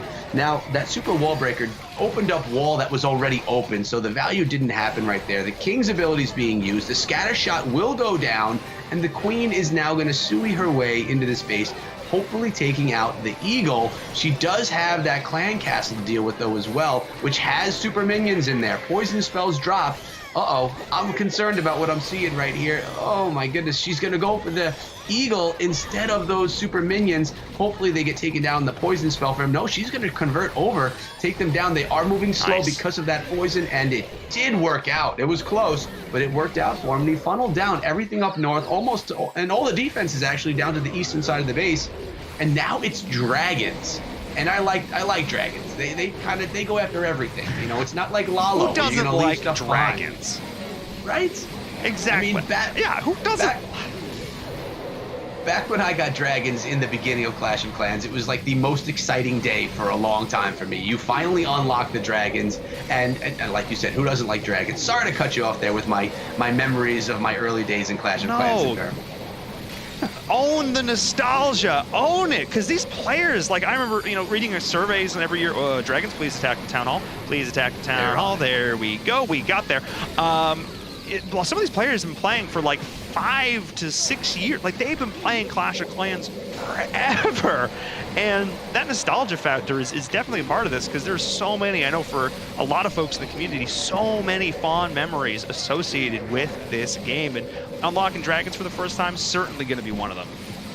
Yeah, and I actually sat down with all of the Space Station Black players and interviewed each one of them. So in our final match, I'm going to be able to tell you a little bit about some of their nostalgia and a little bit more about them. But at this moment right now, Fence Post showed what he can do. He's pulling in the 3-star for Space Station Black the way that we knew that he could. This is the Fence Post that we know and love. And my goodness, that is giving the advantage for Space Station Black, the advantage that they wanted so badly in the last war. A couple of small slip-ups from Tribe. That was what they needed. An opening. They don't need a big one, but just an opening here for them as we're looking at it. 8 stars to 7 now. Tribe Gaming are the ones on the back foot. They need to get a triple of their own. 2 triples here would look oh so good for them.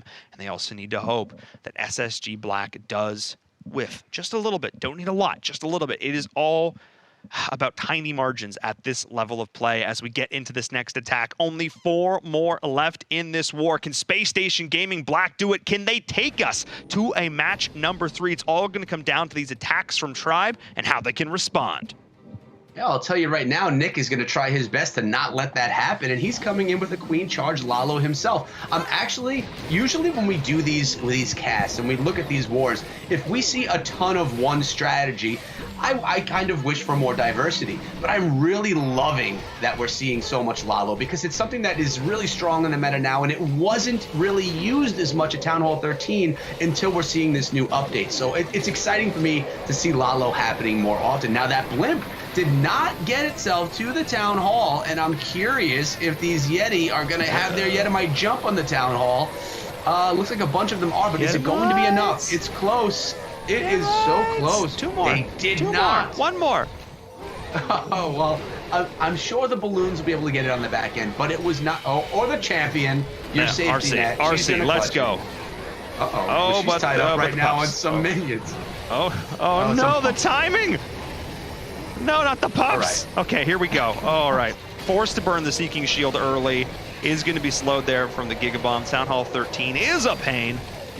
And now just gonna tank it. Oh my goodness. Okay, well that RC was not long for the world, and that's not, I think, how Nick wanted to utilize this here. So I talked about needing to force some mistakes from Tribe, and I wouldn't necessarily say a mistake here from Nick, just some unfortunate timing as the Queen drops as well. Oh man, so much more value could have been gotten out of the first stage of this attack. Now as the balloons are coming on in, they're going to need to do so much work. With the Rage spell going to be used to try and get them in towards this Eagle artillery. But the scatter shot there in the back with the Tesla surrounding it, Echo, that's where I'm looking. Yeah, I mean, he definitely did not get the value. A lot of things went wrong in the beginning of the attack. I have to say, he did a nice job recovering from those mistakes, but right now there's just not a ton left over in this attack. Notice the healers, and this is the problem with Queen Charge Lalo. If your Queen goes down, the healers are there to do absolutely nothing. They can't jump on really any of the other troops because they only will help out ground troops. And as you can see right now, a 70% 2-star, and all that's left are 3 minions on the outside trying to pick up some percentage. And a Warden that is going to probably be able to do some damage until he encounters that scatter shot.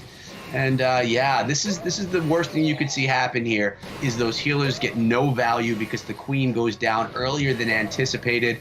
A rough one for Nick, not the 3-star that they were looking for or that they needed to tighten up this war with Space Station Black, who seems to be firing on all cylinders right now. Yeah, this one was really big. They really did need this, and 75% is dragging that percentage down, because I want to remind the folks at home how we score this. If you're just joining us, you're not super familiar how we score Clash of Clans. It comes down to stars. The team with the most stars wins, period. But if you are tied in terms of stars, which happens more than you'd expect, it comes down to average percentage damage dealt. That's the number you can see there on the side of your screen. Is it this side? That one. Yeah, I got it right the first time. That never happens, as you can see there on your screen. So keep an eye on that for sure, because Space Station Gaming Black have the lead now with this triple. Another triple here would be absolutely huge for them. Let's see if they can get it done, not only boosting them up in terms of stars, that percentage as well, making it almost impossible for Tribe Gaming to come back in this war. And it comes down to Ghost, the veteran player, like you talked about, Echo, someone who is certainly comfortable performing under pressure. Yeah, Ghost is an incredible player. He's not only good at strategies, but he's comfortable in these types of situations, and that's something that he and I spoke of. He's coming in with that champion after the Lightning Quake going on and going to really set that funneling. Now, you kind of just touched on it, but Space Station Black also has a pretty big lead on percentage as well. So even if 2 stars are in place, you know, they do have the percentage advantage, so that's not the place that Tribe wants to be in. But let's see what Ghost can do. I mean, he got some really good value chipping out that eastern side of the base with the champion. Unfortunately, she's down right now, but the Queen is going to come in, get a little bit more done, as the King is going to assist and tank for her a little bit, hopefully getting the Sui Town Hall.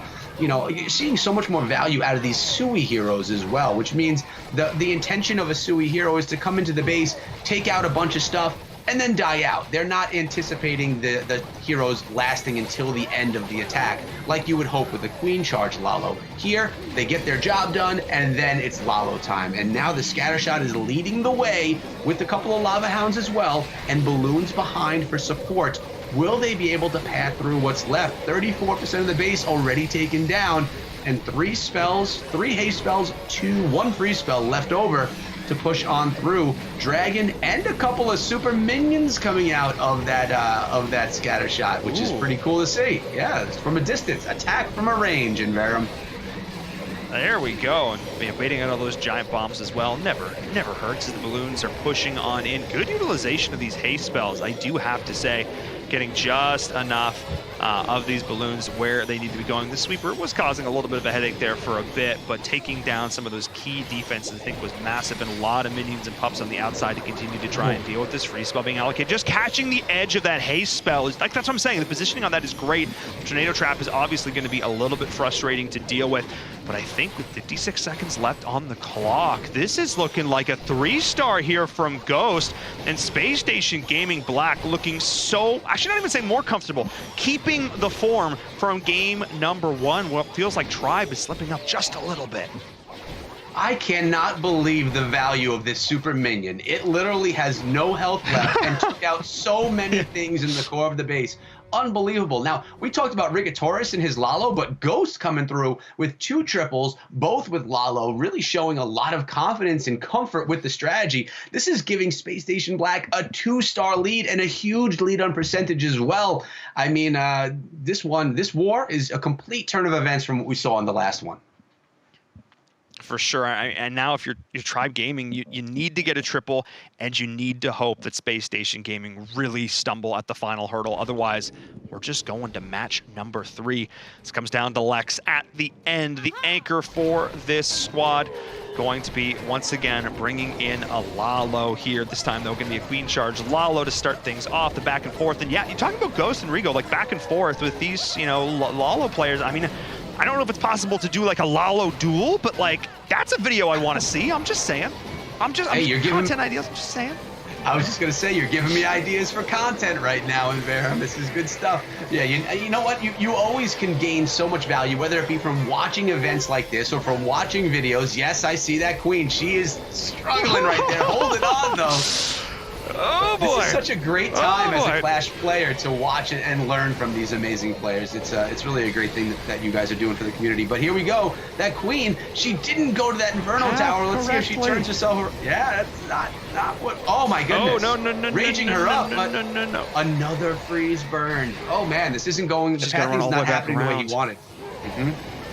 Yeah, and that was an extra rage that was not wanted to be burned there. It's not the biggest deal, but it's certainly not ideal here from Lex, who absolutely needs to get through. And another one of these need to 3 situations, 100% or bust. Here is where we are now. The Queen is going to be able to get in towards this additional Inferno Tower, maybe even take down the Town Hall once this compartment is cleared. taking a lot of damage. Yeah, I mean, that's huge. So this is going to still be a slightly delayed, but still high value Queen charge. There comes the Stone Slammer on the outside. Minions are being deployed on the outside to try and get some of these trash structures, and the Queen is still up and alive. The Royal Cloak is forced to be popped. The Hound is going in to try and tank, and here come the balloons, but only one Rage spell left. We saw some clutch hastes in that last one. Not going to be happening here, Echo. No, I don't think so. Well, we only have one Rage spell left on this one, but I'll tell you what, that Queen that struggled is still going nicely through the base.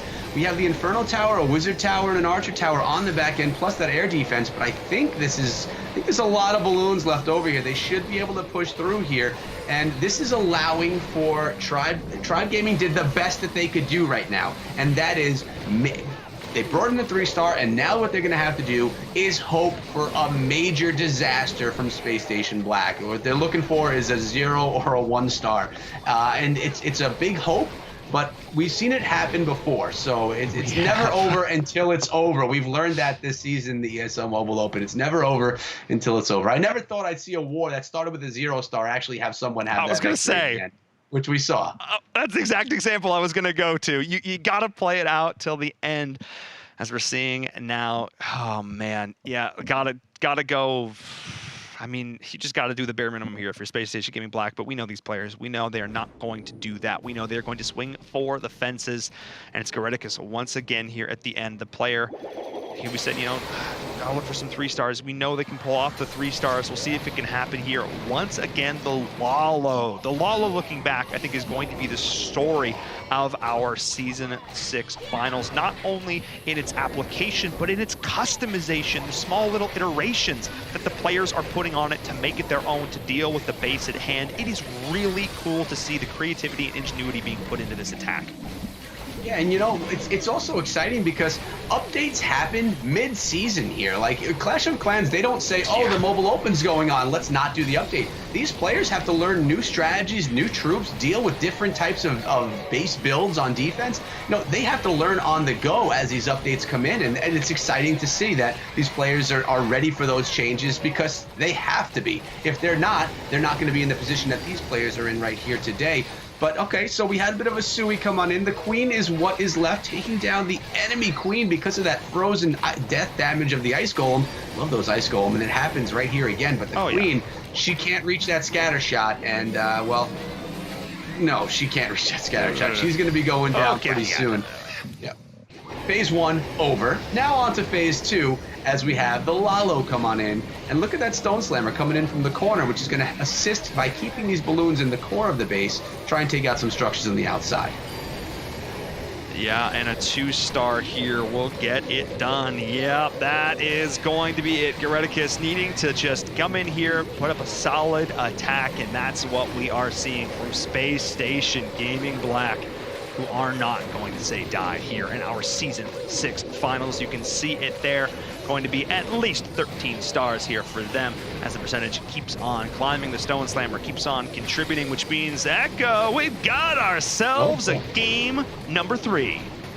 Yeah, I'm happy because I'm not ready for this to be over right now. Well, whoever wins or loses, I want to see more Clash of Clans. And look at this Stone Slammer, my goodness. The thing is not wanting to go down. If it can stay up through this Archer Tower, it could possibly sneak in on that Stone Slammer. I'm not sure right here. Can it get the sneak on here? It looks like it's going to. Yeah, and now it's safe on top. It's in the dead zone. Oh, my goodness. Talk about a clutch siege unit for the 3-star. Goreticus coming through, closing out the war. Like you said, not settling for just enough to win, but going for the 3-star. 14 stars to 12, 96.6% damage. And I think this is more important than just securing the win, because it shows that they can also put up a 14-star war. That was a statement piece there at the end. That was saying, hey, anything you can do, we can do it as well. You got some sick Lalo, we got some sick Lalo. We can go toe-to-toe with the best.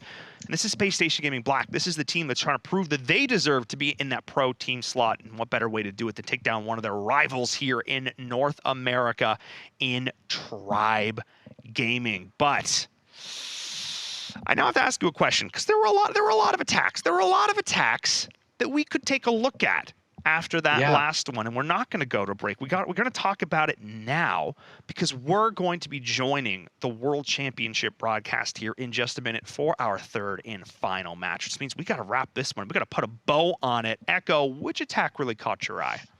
This was tough because Fence Post, I really loved his dragon attack, but I also loved Ghost's attack as well. So I'm actually going to go with Ghost's attack, and it's because of that super minion. The value, we need to watch that super minion now that I'm going to zoom in on that guy, and we're going to watch the value that is from that super minion. But yeah, what an amazing attack both of them were, and they both deserve the highlight right here. But unfortunately, I'm in the seat where I have to choose one of them. So it's going to be another one that just gets that clutch siege unit with those CC troops. And I think that was attack number 3 for Space Station Gaming, if I am not mistaken. Yeah, it was. It was attack. I think it was the 8th attack of the war. It was the 8th attack of the war. Oh, so it was the 4th one. It was the 4th. There were so many 3 stars. You know, that's a good problem to have. So yeah, as we're, let's just get into it now, though. Let's just talk about it. Echo, take it away. Let's take a look at our superest of super minions as we check out this attack here from Ghost. Yeah, and again, the highlight of this is going to be what's coming out of that Stone Slammer. But even coming in right here with that Yeti for some funneling, softening up a whole bunch of things going on here in the core of the base as well, getting rid of the clan castle to start. Now being able to come in with that Royal Champion and chisel out the side of the base. Now, in the beginning, I was, he got some value out of the champion. I would have hoped for a little bit more, but you could always hope for more. It's never enough in Clash of Clans. You always want more, no matter what. So she did get that good value. And now coming in with this Ice Golem, which is going to tank, Super Wall Breaker opening things up, and that's going to allow for the heroes to path on in here and clutch that Town Hall with the hope of clutching that Scatter Shot as well. Let's remind ourselves if that happens or not, as these heroes do come in, getting some pretty good value, starting off the attack nice and slow. Now notice here, we have a balloon slowly making its way in, clearing the skies for what is going to be my favorite highlight so far of this attack as it goes down. Queen's going to clutch that Town Hall. That's important as we're securing the 1-star, and here it is. This is what we want to look at right here today, is what comes out of this Scatter Shot and the value from the troops chosen. Now we got the Lalo coming in. It's going to path really nicely around this portion of the base, and the Scatter Shot's going to be able to clear out a whole bunch here. Now let's check this out. Inside of here, we have those super minions, one of which never goes down. It stays up and cleans up so many structures on this side of the base. Because it has that long range, it's able to keep itself away from the defenses, letting these balloons and etc. push on through and tank for it. This minion right here is getting so much value. The bow is going to get taken down. It's even going to eventually take, oh no, it looks like the Warden's taking out that, but I don't know. I was so excited to see a super troop really clutch this. And then we have so many balloons left. They're just going to go through the final defenses, more than were even needed right here in the attack. Ghost, this is his second triple of the night. This is his second finals in Season 5 and Season 6. This guy is a veteran, not only to Clash of Clans, but also a veteran to being here in the ESL Mobile Open Finals, and it shows from these attacks that we've been seeing from him so far tonight. That one deserving of a highlight. Oh, for sure. And again, this is all coming back to the adaptation I'm talking about. I think that's the first time we've seen that particular super troop come out of the Stone Slammer in that situation. And yeah, I mean, I'm about it. I'm certainly about it here. Players putting their own creative spin on these attacks, and when it works, boy, does it look good. Because there's a lot of theory crafting that goes into a game of Clash of Clans. And yeah, you can, play against your teammates, you can attack all day, but sometimes you just got to put the brain to work to come up with that secret sauce to really make that attack shine. And that's what we've been seeing here multiple times over the course of the day, of the morning, because it's still pretty early here on the West Coast. And there's a reason for that. That's because we are integrating into the World Championship broadcast. I want to share our finals with as many players as possible, which is so cool. So thank you so much to Supercell Clash of Clans for being able to make this possible, bringing us on in to the broadcast. But I'm just getting word that we're waiting for their match to finish now. When it is done, we will be jumping in with our third and final match here. Tribe Gaming, Space Station Gaming Black. There can be only one Season 6 champions. And one more match is going to determine who that will be. Before we head to our break, though, I need to remind you, !social in the chat. If you aren't following us on Twitter and Instagram, you need to stay up to date with all the things we are doing here, not just about this season, not just about this game necessarily, but about all the cool things to come. If you are a fan of mobile esports, wink, wink, definitely keep your eye out there for some cool announcements. We are going to head to our break, though, so go get a beverage, maybe grab a breakfast bagel or a breakfast sandwich. Maybe I'm giving myself away here. Anyway, we're going to head to a short break. When we come back, it will be our third and final match. We'll see you soon.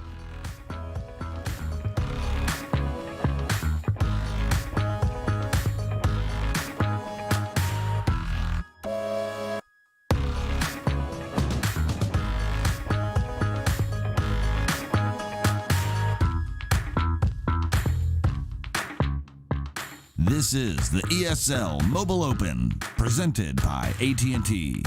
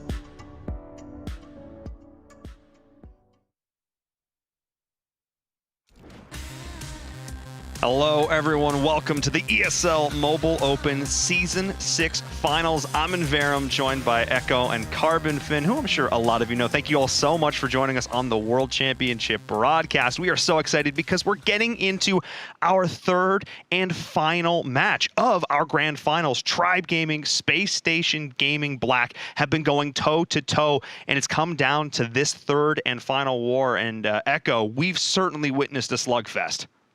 Yeah, I mean, we've got one war for Tribe, one for Space Station Black. I'm super excited that Carbon's going to be here with us right now to see the final match, round 3, to see who's going to be the champion of Season 6 of the ESL Mobile Open. It's been so good so far, Carbon. I'm excited that you're here. Thanks for coming, man.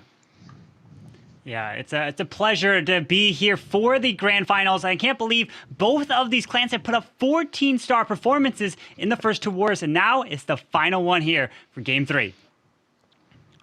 And of course, if you're just joining us, you're like, wait a second, I'm hearing about 14 stars, but what is this all about? The ESL Mobile Open is an opportunity for you, if you are a player in North America, to get involved in the world of mobile esports, whether it be in Clash of Clans or a bunch of other amazing titles. It's basically growing the grassroots. You don't need to be part of some massive organization to compete, and we have seen teams not with a major org make it all the way here to our finals, though this time we are seeing both Space Station Gaming and Tribe Gaming represented here. Certainly a rivalry, very familiar to those of us here in North America. Now, I talked about predictions a little bit. I mean, obviously, I did predict Tribe Gaming to start this off. Echo, you did predict Space Station Gaming, and if I was to guess from you, Carbon Finn, I think I know which direction you'd lean. Yeah, I'll be leaning in Tribe in this one, but it could go either way. Both clans have won a war in this matchup, so it's going to be a toss-up. It's going to be a great one nonetheless. It absolutely is. I'm getting word we're getting ready to get into our final match. I'm going to step out for a little bit. I'm going to watch this as a fan. It's all down to you guys. Bring us home. Let's crown ourselves a champion.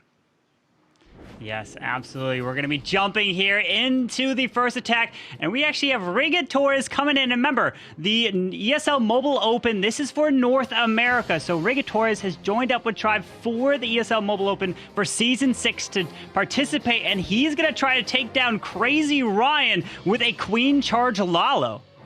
Yeah, and if you guys saw us earlier on today, Rigatores already has 2 3-stars in the last 2 wars. I'm really curious if he could pull in another one right here. We were talking about him. We highlighted one of his attacks. He is really one of the best Lalo attackers. This time starting out with the Lightning Quake strategy, clearing out the core of that base, and now coming in with that Sui champion, something, Carbon, that we've seen been happening so often lately, getting that Sui value from the champion.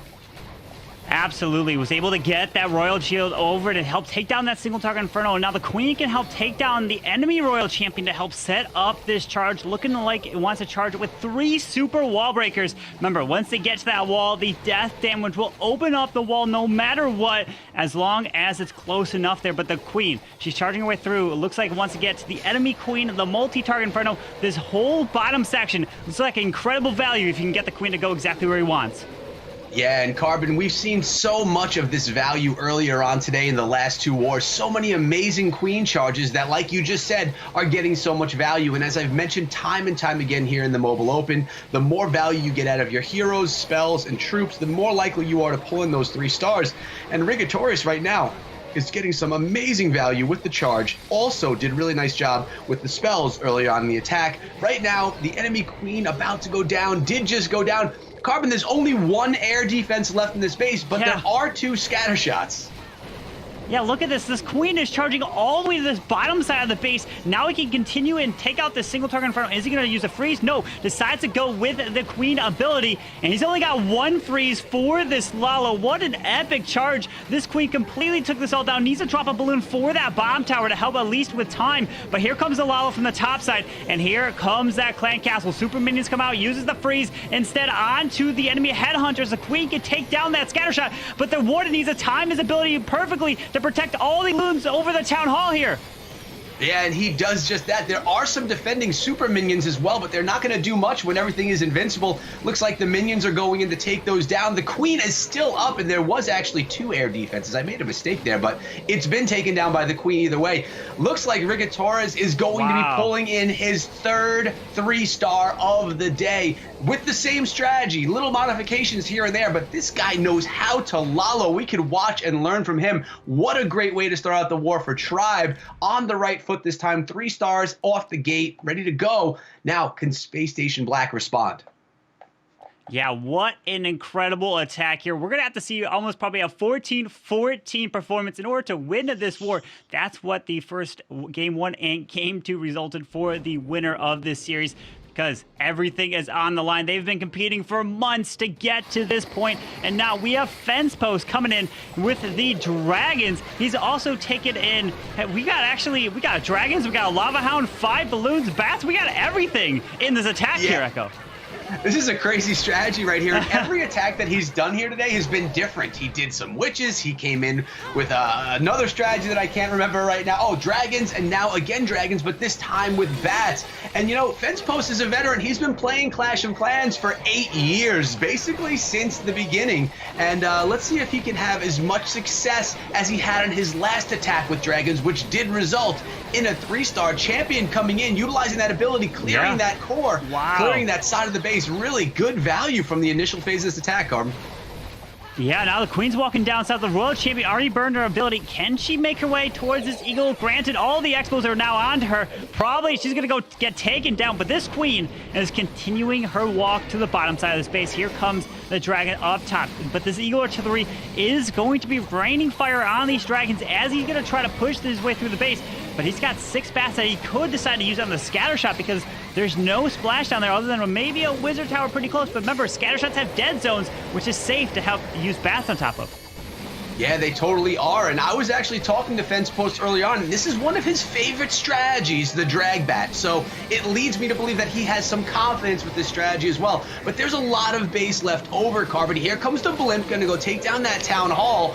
And the question I'm having is, are the Dragons going to make their way to that Eagle Artillery? Bats on top of the scatter shot, the dead zone you were just talking about. They're going to make their way around. Dragons are on the Eagle Artillery as well. Will the bats... Oh, the Eagle was getting a shot off onto the bats, and the bats, a lot of them did get taken out, but he's got no freezes left. He's got a Tesla farm up top. The bats will probably get taken out by this Wizard Tower unless the Grand Warden can end up tanking for it, but the Eagle was able to get just a bit off. Down goes the bats. He's got a handful of Dragons left, but this Grand Warden looks like it's going to pick it off, and it's going to be the answer for Fence Post here. Oh, the Grand Warden stopped and began assisting the Dragon instead, but there's 45 seconds left. I think this is going to have enough in the tank. There are some storages down below. The Warden goes down. Oh, no. And some air mines. It's starting to look... I'm starting to get nervous right now. The pups up top are getting some value, trying to chip away out of range of that Wizard Tower. A bomb tower, a Tesla. Oh, my goodness, Carbon. I don't know. This is going to be close. It really depends on these Dragons and what kind of health they have left. Plus, the time issue we're dealing with right now. No! The skeletons have spotted. They have pulled the Dragons backwards, and the Dragons are not going to go up to finish this one off. Fence Post is going to fall short with a 98% 2-star there. Oh, man, unfortunate. Was not able to get those Dragons. The Grand Warden got taken out. He couldn't finish the top side of the base, and that's how close this war is going to be. It's going to come down to time fails, the triples. Unbelievable. Unfortunate. Fence Post falling short there. Yeah, you just said it twice, Carbon. That was unfortunate. If those Skellies weren't there, the Dragons could have made it up in time and tied up the war, but... unfortunate. That's the word of that attack. It was a pretty nice attack, too. The bat value was there. But now we have Nick coming in, who is going to be coming through with another Lalo in Carbon. I'll tell you, we've seen a lot of Lalo today. I guess this is something popular now. And it looks like we've seen this base as well before. It's looking like Nick is coming in with the lightning here. He's got to go with 3 of these earthquakes over the town hall, which can help activate the town hall there with some sneaky goblins to be able to use. Are we going to see a Royal Champ try to help take down this town hall through this charge? Let's see if he can get that value. But remember, you have to be cautious of ground skeletons near the town hall to stop a royal champion to have taken that town hall down. Yeah, it seems yes, like there they are. The skeletons you were just talking about. But those skeletons are now going to get taken care of by the queen, and the champion can sneak her way in. So it looks like Nick had planned for this. Really smart on the planning. This compartment's going to be cleared, as well as the town hall is going to be down. The king's even going to go in there and assist. So really good start and good thinking there by Nick, anticipating the skeletons that you mentioned.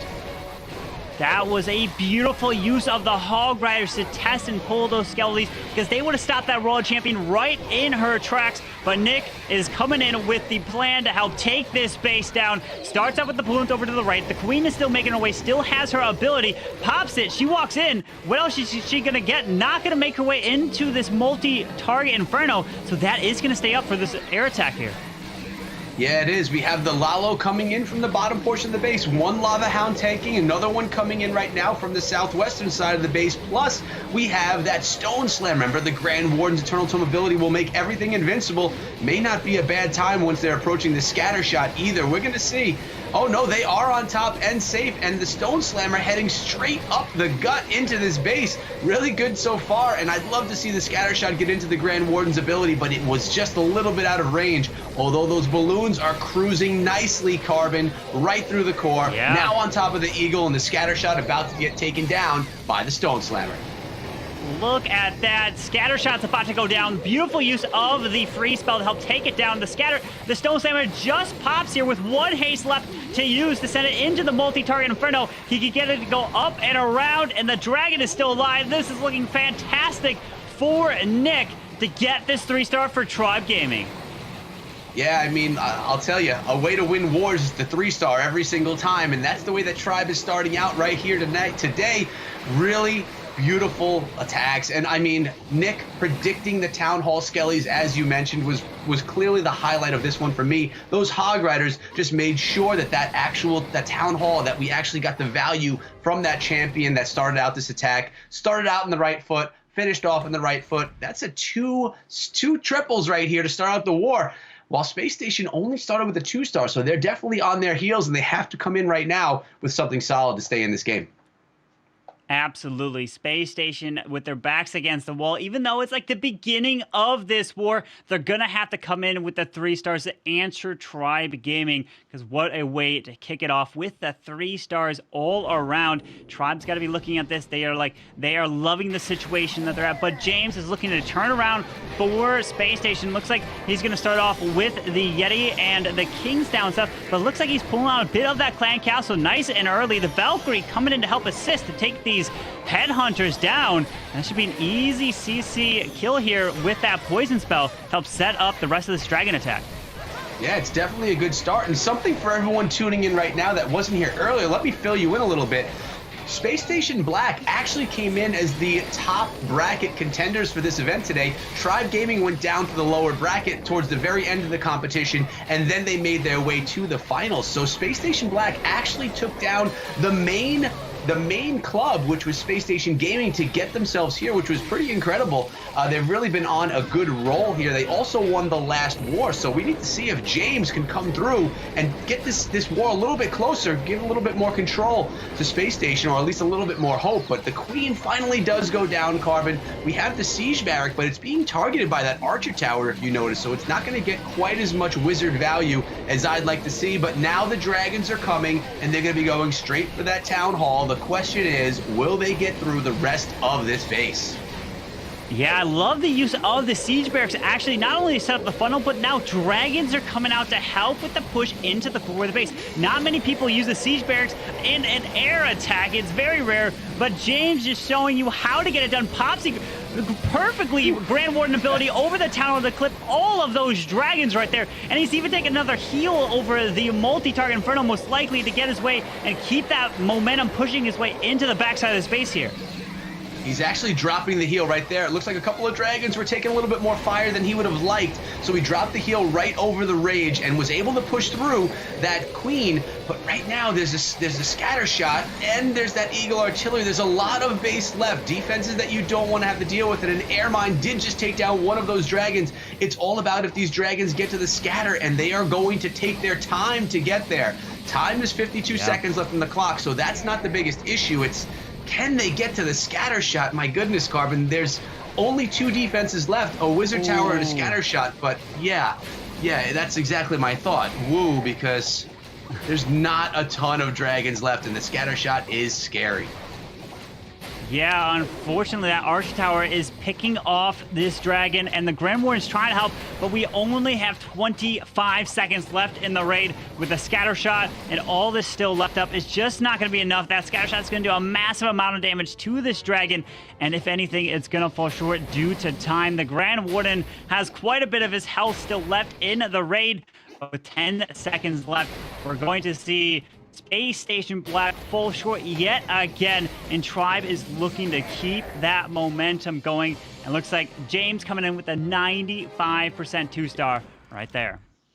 Yeah, that's definitely not how Space Station Black wants to go into this war. I mean, they are very close, 98%, 95%, but not able to pull in that final star to keep this war a little bit tighter. They need to hope right now for a little bit of a stumble by Tribe so that they can kind of step up their game with an open door. But the question is Tribe going to open the door for them or keep it slammed shut and just run through this war? We're going to see right now.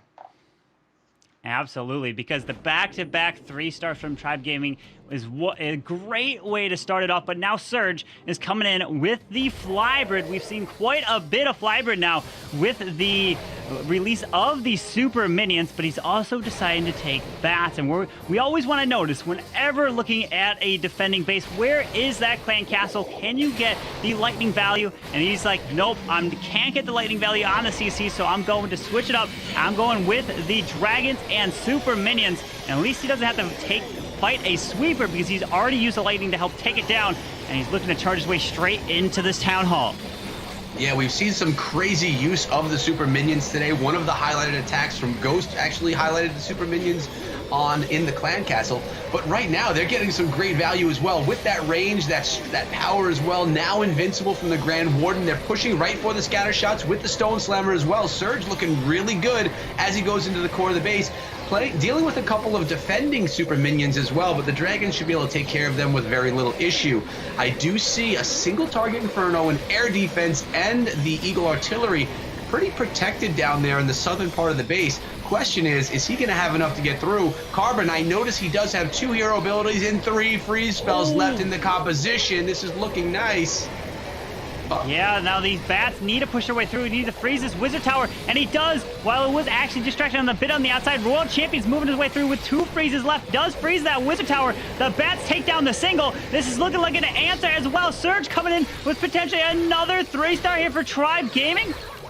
Oh my gosh, it is so close right now, but those bows stayed up. My gosh, no. That was so close. It was looking so good, but then so quickly it just faded out just a tiny bit. Looks like he's going to be picking away some percentage, trying to get to the 90% right here, Carbon, but this one is going to stand.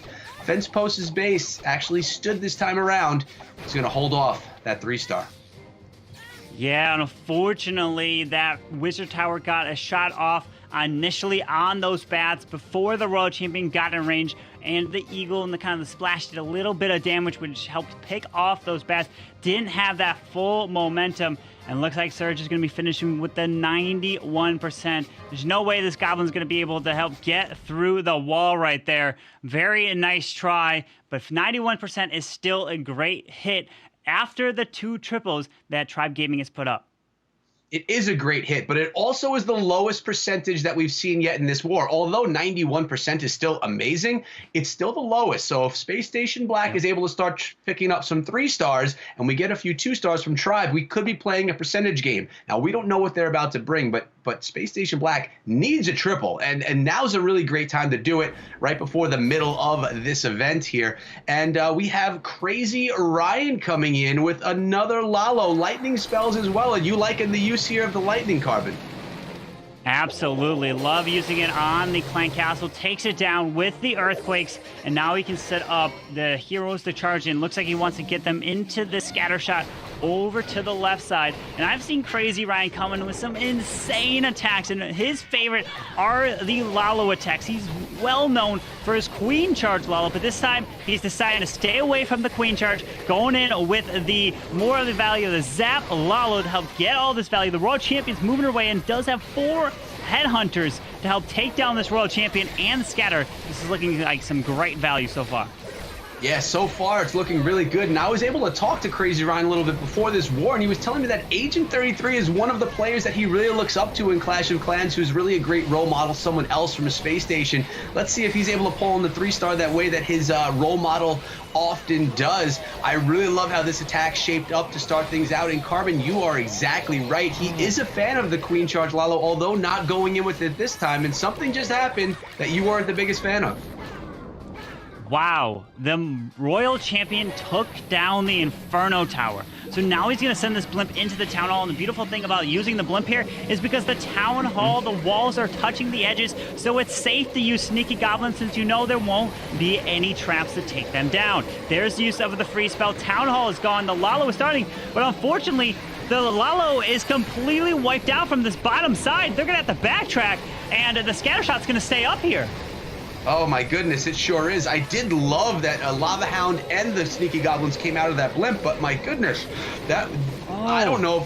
Let's see if it has enough to push through. We do have a Lava Hound up top, tanking that air defense. We have balloons on top of the Eagle Artillery. Wow, the bottom of the base did not get taken out the way that had planned. Things are fizzling out very quickly here for Crazy Ryan. And we talked about 91% being the lowest percentage yet. This one is going to be much lower in percentage, fighting to get into the 70% mark here, Carbon. This is not the turnaround that Space Station Black needed. It's not looking good right here. We need to see some triples coming in, not some 70% 2-stars. Yeah, unfortunately, he deployed the Headhunters a little off-center, which then they went to the defending King instead of the Queen. So that Queen was taking all the shots onto those loons. And man, it is a war for Tribe Gaming so far. And just coming in with the 2-stars from Space Station Black. Man, we're going to be bringing in Inverum here. What's your thoughts so far? Space Station Black's put up 14 stars in their last war, but they can't seem to find a triple yet. I feel like the pressure may be getting to them here a little bit. Obviously, we do have some super veterans on this team, but I feel like when push comes to shove, Tribe Gaming, having been in this position before, are feeling just a little bit more comfortable continuing to execute. And I was complimenting earlier on how impressed I was at both squads' ability to deal with the pressure, put up the 14 stars respectively. But now in this final game, I think the jitters may be coming into effect. They just need to take a deep breath if you are a Space Station Gaming fan and kind of have to hope here that Tribe slips up a little bit because they are running away with this war, but it's not over yet. Yes, absolutely. Man, Echo, we're going to be jumping into the next one here, and can Sir Longsword come in with the Drag Bat attack here? Well, he definitely can come in with it. Let's see if he can come through and grab the 3 stars. You know, I feel like we're looking at a different Space Station Black than we saw in the last war, where they got 4 triples and only 1 2-star. This time around, so far, only 3 2-stars. So they're definitely off their game from where they were just 1 war ago. But he's coming in right now, getting some good value out of that King and the Champion again. Looking at that Sui Champion coming in, I really do love how that's being used throughout the meta right now on Clash of Clans. But we got some dragons again, and also some bats yet again. So we've seen this before. Bats can either do amazing things, or they can completely flop. So let's see if Sir Longsword is able to get the amazingness happening here, rather than the flop happening. It all depends on how much splash can get taken out and how many freezes you have to protect those bats along the back end of the base. Queen's getting some good value, and did she just miss her ability? Yeah. The Queen got taken out, so was not able to use that ability, but does use the Grand War Internal Tome here. Sends a Hound in from the 6 o'clock position, which means now he's going to send that Blimp in as well. Safe to take the Town Hall down, but he's still going to have these bats taking out a ton of the splash. The Town Hall looks to be going down here. Some of these traps, the minions, and then the Sneaky Gob should help take it down. The bats are going to clear this outside, running around. He does have 4 freezes to help use, but these dragons are going down so quick. They are. Well, they're in the Bermuda Triangle right there of Inferno Towers. 3 single target Infernos, but there are more freeze spells, 2 more, and there's only 1 Wizard Tower. So here's one of the freezes. These bats could press through the rest of this base. We're gonna need another freeze, and it's used. Unfortunately, missing the single Inferno, but the bats could clear this entire base, Carbon. He's got a minute left in this raid. The Bat's going to be able to grab all the buildings on the side. No, the Dragon pulls the Sinking Airmine, but instead, no, the Grand Warden pulls the Sinking Airmine as well. That's going to help in terms of time, but he's got plenty of it. With 55 seconds left in the raid, that Baby Dragon coming in clutch, mining up top, Archer around, and this is another 3-star here from Tribe Gaming. What a beautiful attack here. SLS, it wasn't looking all too great, especially when the Queen was not able to get her ability off, but the use of the Lava Hound and Blimp to go for the Town Hall was perfect. Yeah, we mentioned it earlier, you know, the Bats could either do, you know, so-so, or they could do amazing things. And in this one, they definitely did something amazing. This Tribe Gaming is looking unstoppable right now as they pulled in, what is this, 3 triples and 1 91% 2-star. Amazing war so far for them. And Space Station Black has a battle, a mountain ahead of them to bring in a win on this one. But that was a gorgeous drag bat. I'm really happy to see the Bats be featured in such a positive light on that one. Absolutely, and showed how to use it and use those freeze spells. Remember, the freeze is everything. One misplacement can spell the end of the attack. But now we have Ghost coming in with the Zap Lalo, and notice how he does have a poison spell here in the composition, so he's not going to use that lightning onto the clan castle. He's going to use the poison spell to help take down whatever troops come out of it. Drops the lightning to help take down this enemy queen. Uses 2 for the sweeper, and then you can use 5 more onto an Inferno Tower, and then all 7 of them is enough to take out the enemy queen. Yeah, and he's softening up the Eagle Artillery a little bit with that Earthquake spell as well. I mean, this is his favorite strategy right now. He is loving Lalo, and a little bit about earlier in the day, Carbon, he is 2 for 2, 2 triples today. Let's see if he's going to be able to pull in a third. His team needs him to do that, and let's see if it's going to be on the back of this Lalo. I mean, we got a little silly Lalo coming in, a super wall breaker that's going to be able to open up some compartments, and the Ice Golem leading the way, extending the value of the King and the Queen so they can get a little bit deeper into the base. And now that champion, while the scatter shot's distracted, is going to be able to take out that scatter shot. At least that is the plan. Let's see if it actually happens. The Skellies, though, they are there to slow it down, protecting that scatter shot, but the champion's ability is able to clear it. Queen dealing with that clan castle and those super minions with that range. Incredible. They are really a great defensive troop. Oh, the Queen's ability, we're seeing it yet again. Goes off and then she dies off as the ability is going and doesn't get that continuation of value towards the Town Hall here. But now he's going to start this Lalo, but these super minions are still up with full health. These are going to do so much damage to these loons as he's flying around. Yeah, and all that he has really to take them down are a few archers and 5 minions. This is not the way that he wanted this thing to start out. Those balloons are getting beaten up badly by those super minions, and you're right, the Queen's ability was the difference right there in this attack. Now these balloons have to fight through this sweeper, and I really would love to see a couple of minions back end those super minions, but it's going to be very difficult to take them down right now, Carbon.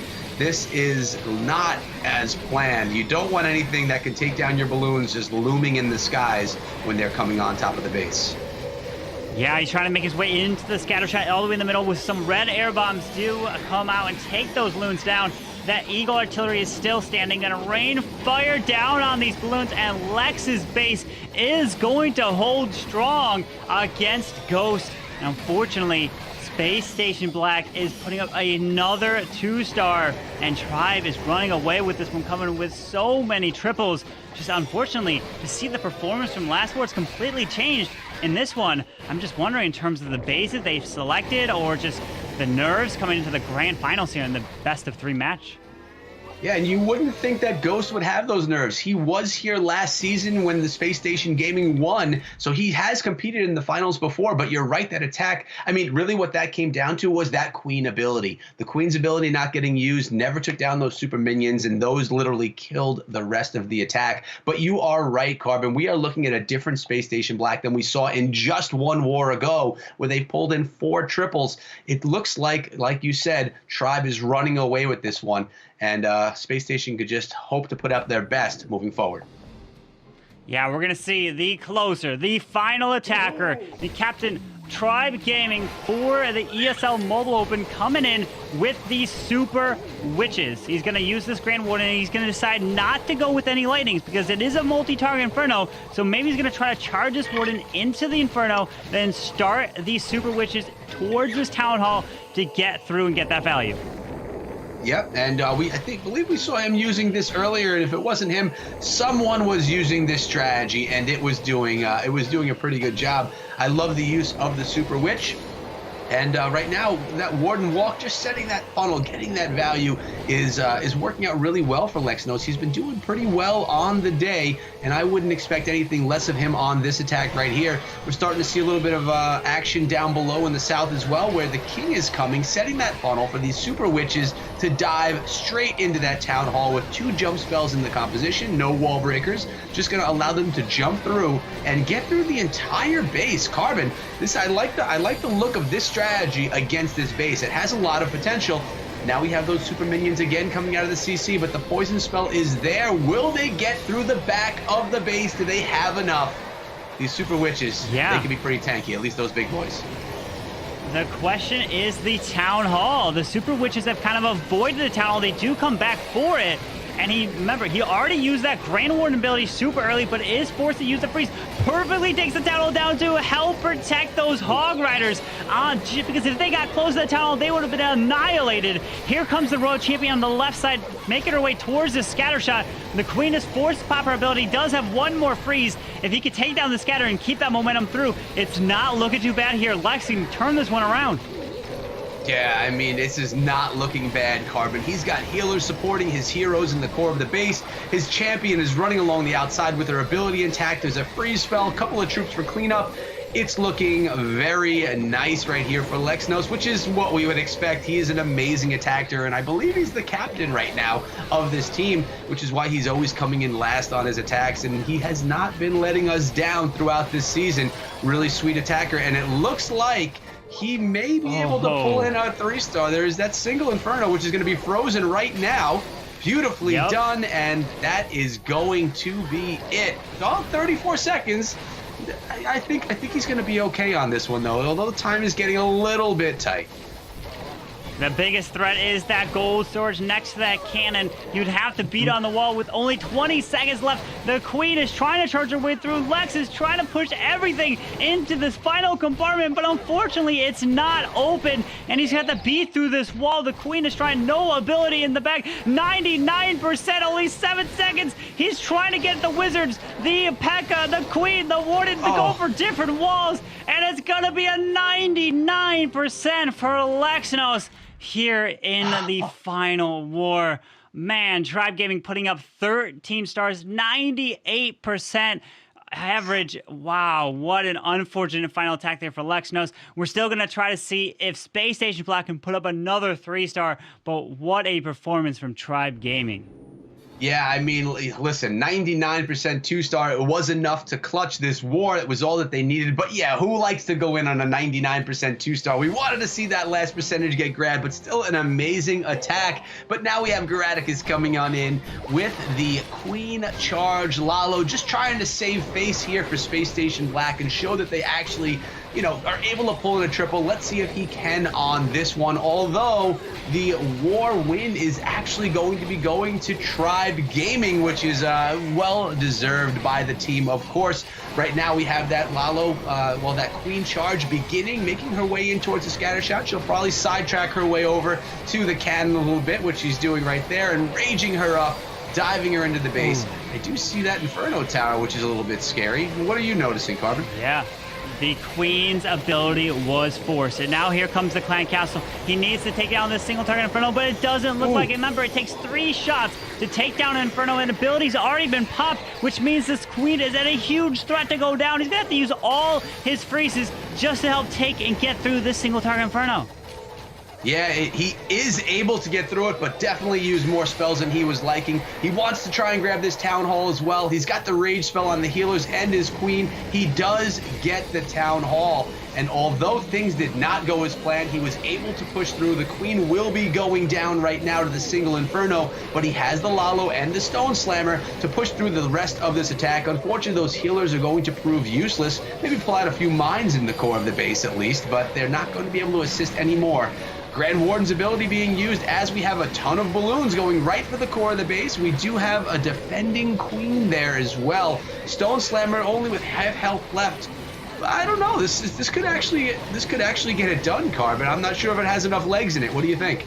Oh, no, the defending Queen is doing so much work. Don't know what's inside of that Stone Slammer. Maybe a dragon is going to come out. It does, but it gets locked on to the King, unfortunately. And this Queen needs to get locked up by the dragon, but the dragon doesn't want to. In the bottom, air defense is picking off these balloons one by one. And it's looking like we have yet another defense from Tribe Gaming. So Tribe Gaming puts up 13 stars, and they hold Space Station Black to a 10-star war.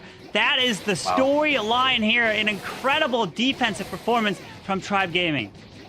And not only defensive, they were pretty darn good on offense as well, Carbon. But yeah, it looks like Space Station Black was unable to crack these bases. And like I said, such a different story from just one war ago. It's really incredible to see the turn of events and how things changed from War 1 to War 2 to this final war. It looks like we were seeing different teams. But what an amazing day we had today. Some great wars. And we have our champions of Season 6, Tribe Gaming. Yes. Congratulations, and congratulations to you as well, Carbon, representing that organization. Yeah, man, and Verum, we had an incredible match, an incredible series here. Tribe Gaming pulling away the best of 3, coming away in the Game 3 finals right there to get that title. I mean, Space Station Gaming made them fight for it tooth and nail, but that final war really seemed like the perfect iteration of Tribe, and who better to talk about that win than the captain himself. We got Lex now standing by, celebrating this victory here in Season 6. Lex, congratulations, back again. Was there ever a doubt in your mind? Yeah, definitely. I mean, especially that was a best of 3 matchup, and in War number 2, Space Station Black came out strong and really had a nice performance against us. We were a little bit nervous going into War number 3 there, but luckily we were able to pull it out with the awesome defensive performance and nice offense as well from the guys in Tribe. Yeah, Lex, what did you guys change up going from War 2 to War 3? I mean, you guys seemed like you were firing on all cylinders in that final war. What were your thought processes when you were going into that war? I mean, obviously you wanted to bring in the win, but anything in particular you guys were thinking that you needed to execute to pull in the victory? It was mostly on defense. We thought we could try to predict some of their attacks there in the final match after watching the previous 2 wars. And I think we did really well with the base building on traps. We were able to stop quite a few of their entries, and it worked out really well. Yeah, so kind of expand on that question in terms of the defensive side. Did you guys save your best defenses for potential Game 3, or what was your plan going into that one? Honestly, we tried to use our best bases early on, and it didn't quite work out. And just I think not using our best overall bases, but trying to use the traps to specifically counter this one particular team ended up working out best for us in the end. That's what we had to do there going into match number 3. It ended up working out for you guys so well there. The adaptability, the flexibility, the personal spins you guys were able to put on those attacks, it looked fantastic. And of course, the base building in the end to help you get it done. Congratulations once again, our Season 6 champion. Go celebrate, take it easy. We'll be sending you that trophy. Oh my goodness, ladies and gentlemen, it has been such a fantastic series of games so far. Lex, I mean, now a multiple-time champion here for us in the Mobile Open. But that now means I need to get some closing thoughts from the two of you. Echo, let's start with you. Let's talk about these games. Back and forth today. War 1 Tribe, War 2 Space Station Black, and really Tribe came through and ran away with it in War 3. An incredible season, an incredible day of Clash of Clans. Congratulations to Tribe. You guys earned it today. Yeah, it was absolutely a pleasure to be part of this cast through the whole season. Congratulations again to Tribe Gaming coming away with the victory. Absolutely. Thank you so much for the two of you for sticking with us this entire time. Go take it easy for now. Go watch those World Championship games. And speaking of the World Championship, for those who've been joining us through that stream, there's still another amazing match up there. We're going to send it back to the World Championship now to round out those games. And for those of us still here on our channel, that's it. That's it. Oh my goodness. Over the last 2 years, we have seen 6 seasons. 6 seasons of gameplay. And for those of you just joining us, if you're watching the front page, you're like, I did not know Clash of Clans esports was a thing. That's because it wasn't really as much a couple of years ago. But programs like the Mobile Open, with the support of AT&T, our presenting partner, have been able to build this program up from the ground up, from scratch, building the grassroots of mobile esports here in North America. And it's not just about Clash of Clans, PUBG Mobile, Asphalt 9 Legends, Auto Chess. We still have more finals in store. So if you're joining us, definitely be sure to check those out. And thank you so much to AT&T for helping to develop mobile esports here in the West, seeing it grow season after season. And again, as I said before, if you want to stay up to date with this, if you want to keep track of what is going on here with the Mobile Open, !social in the chat. We'll give you a link to our Twitter and Instagram. You do not want to miss out on the finals that we still have in store for you. 3 more games are still yet to crown themselves some champions. Like I said before, tens of thousands of prize money still to be doled out to these players, along with the pride, the honor of being crowned our champion. But for myself and Verum, for the cast and crew here for the ESL Mobile Open, that's it for Clash of Clans. That's it for 2020. So thank you all so much for joining us. We'll see you for the next one.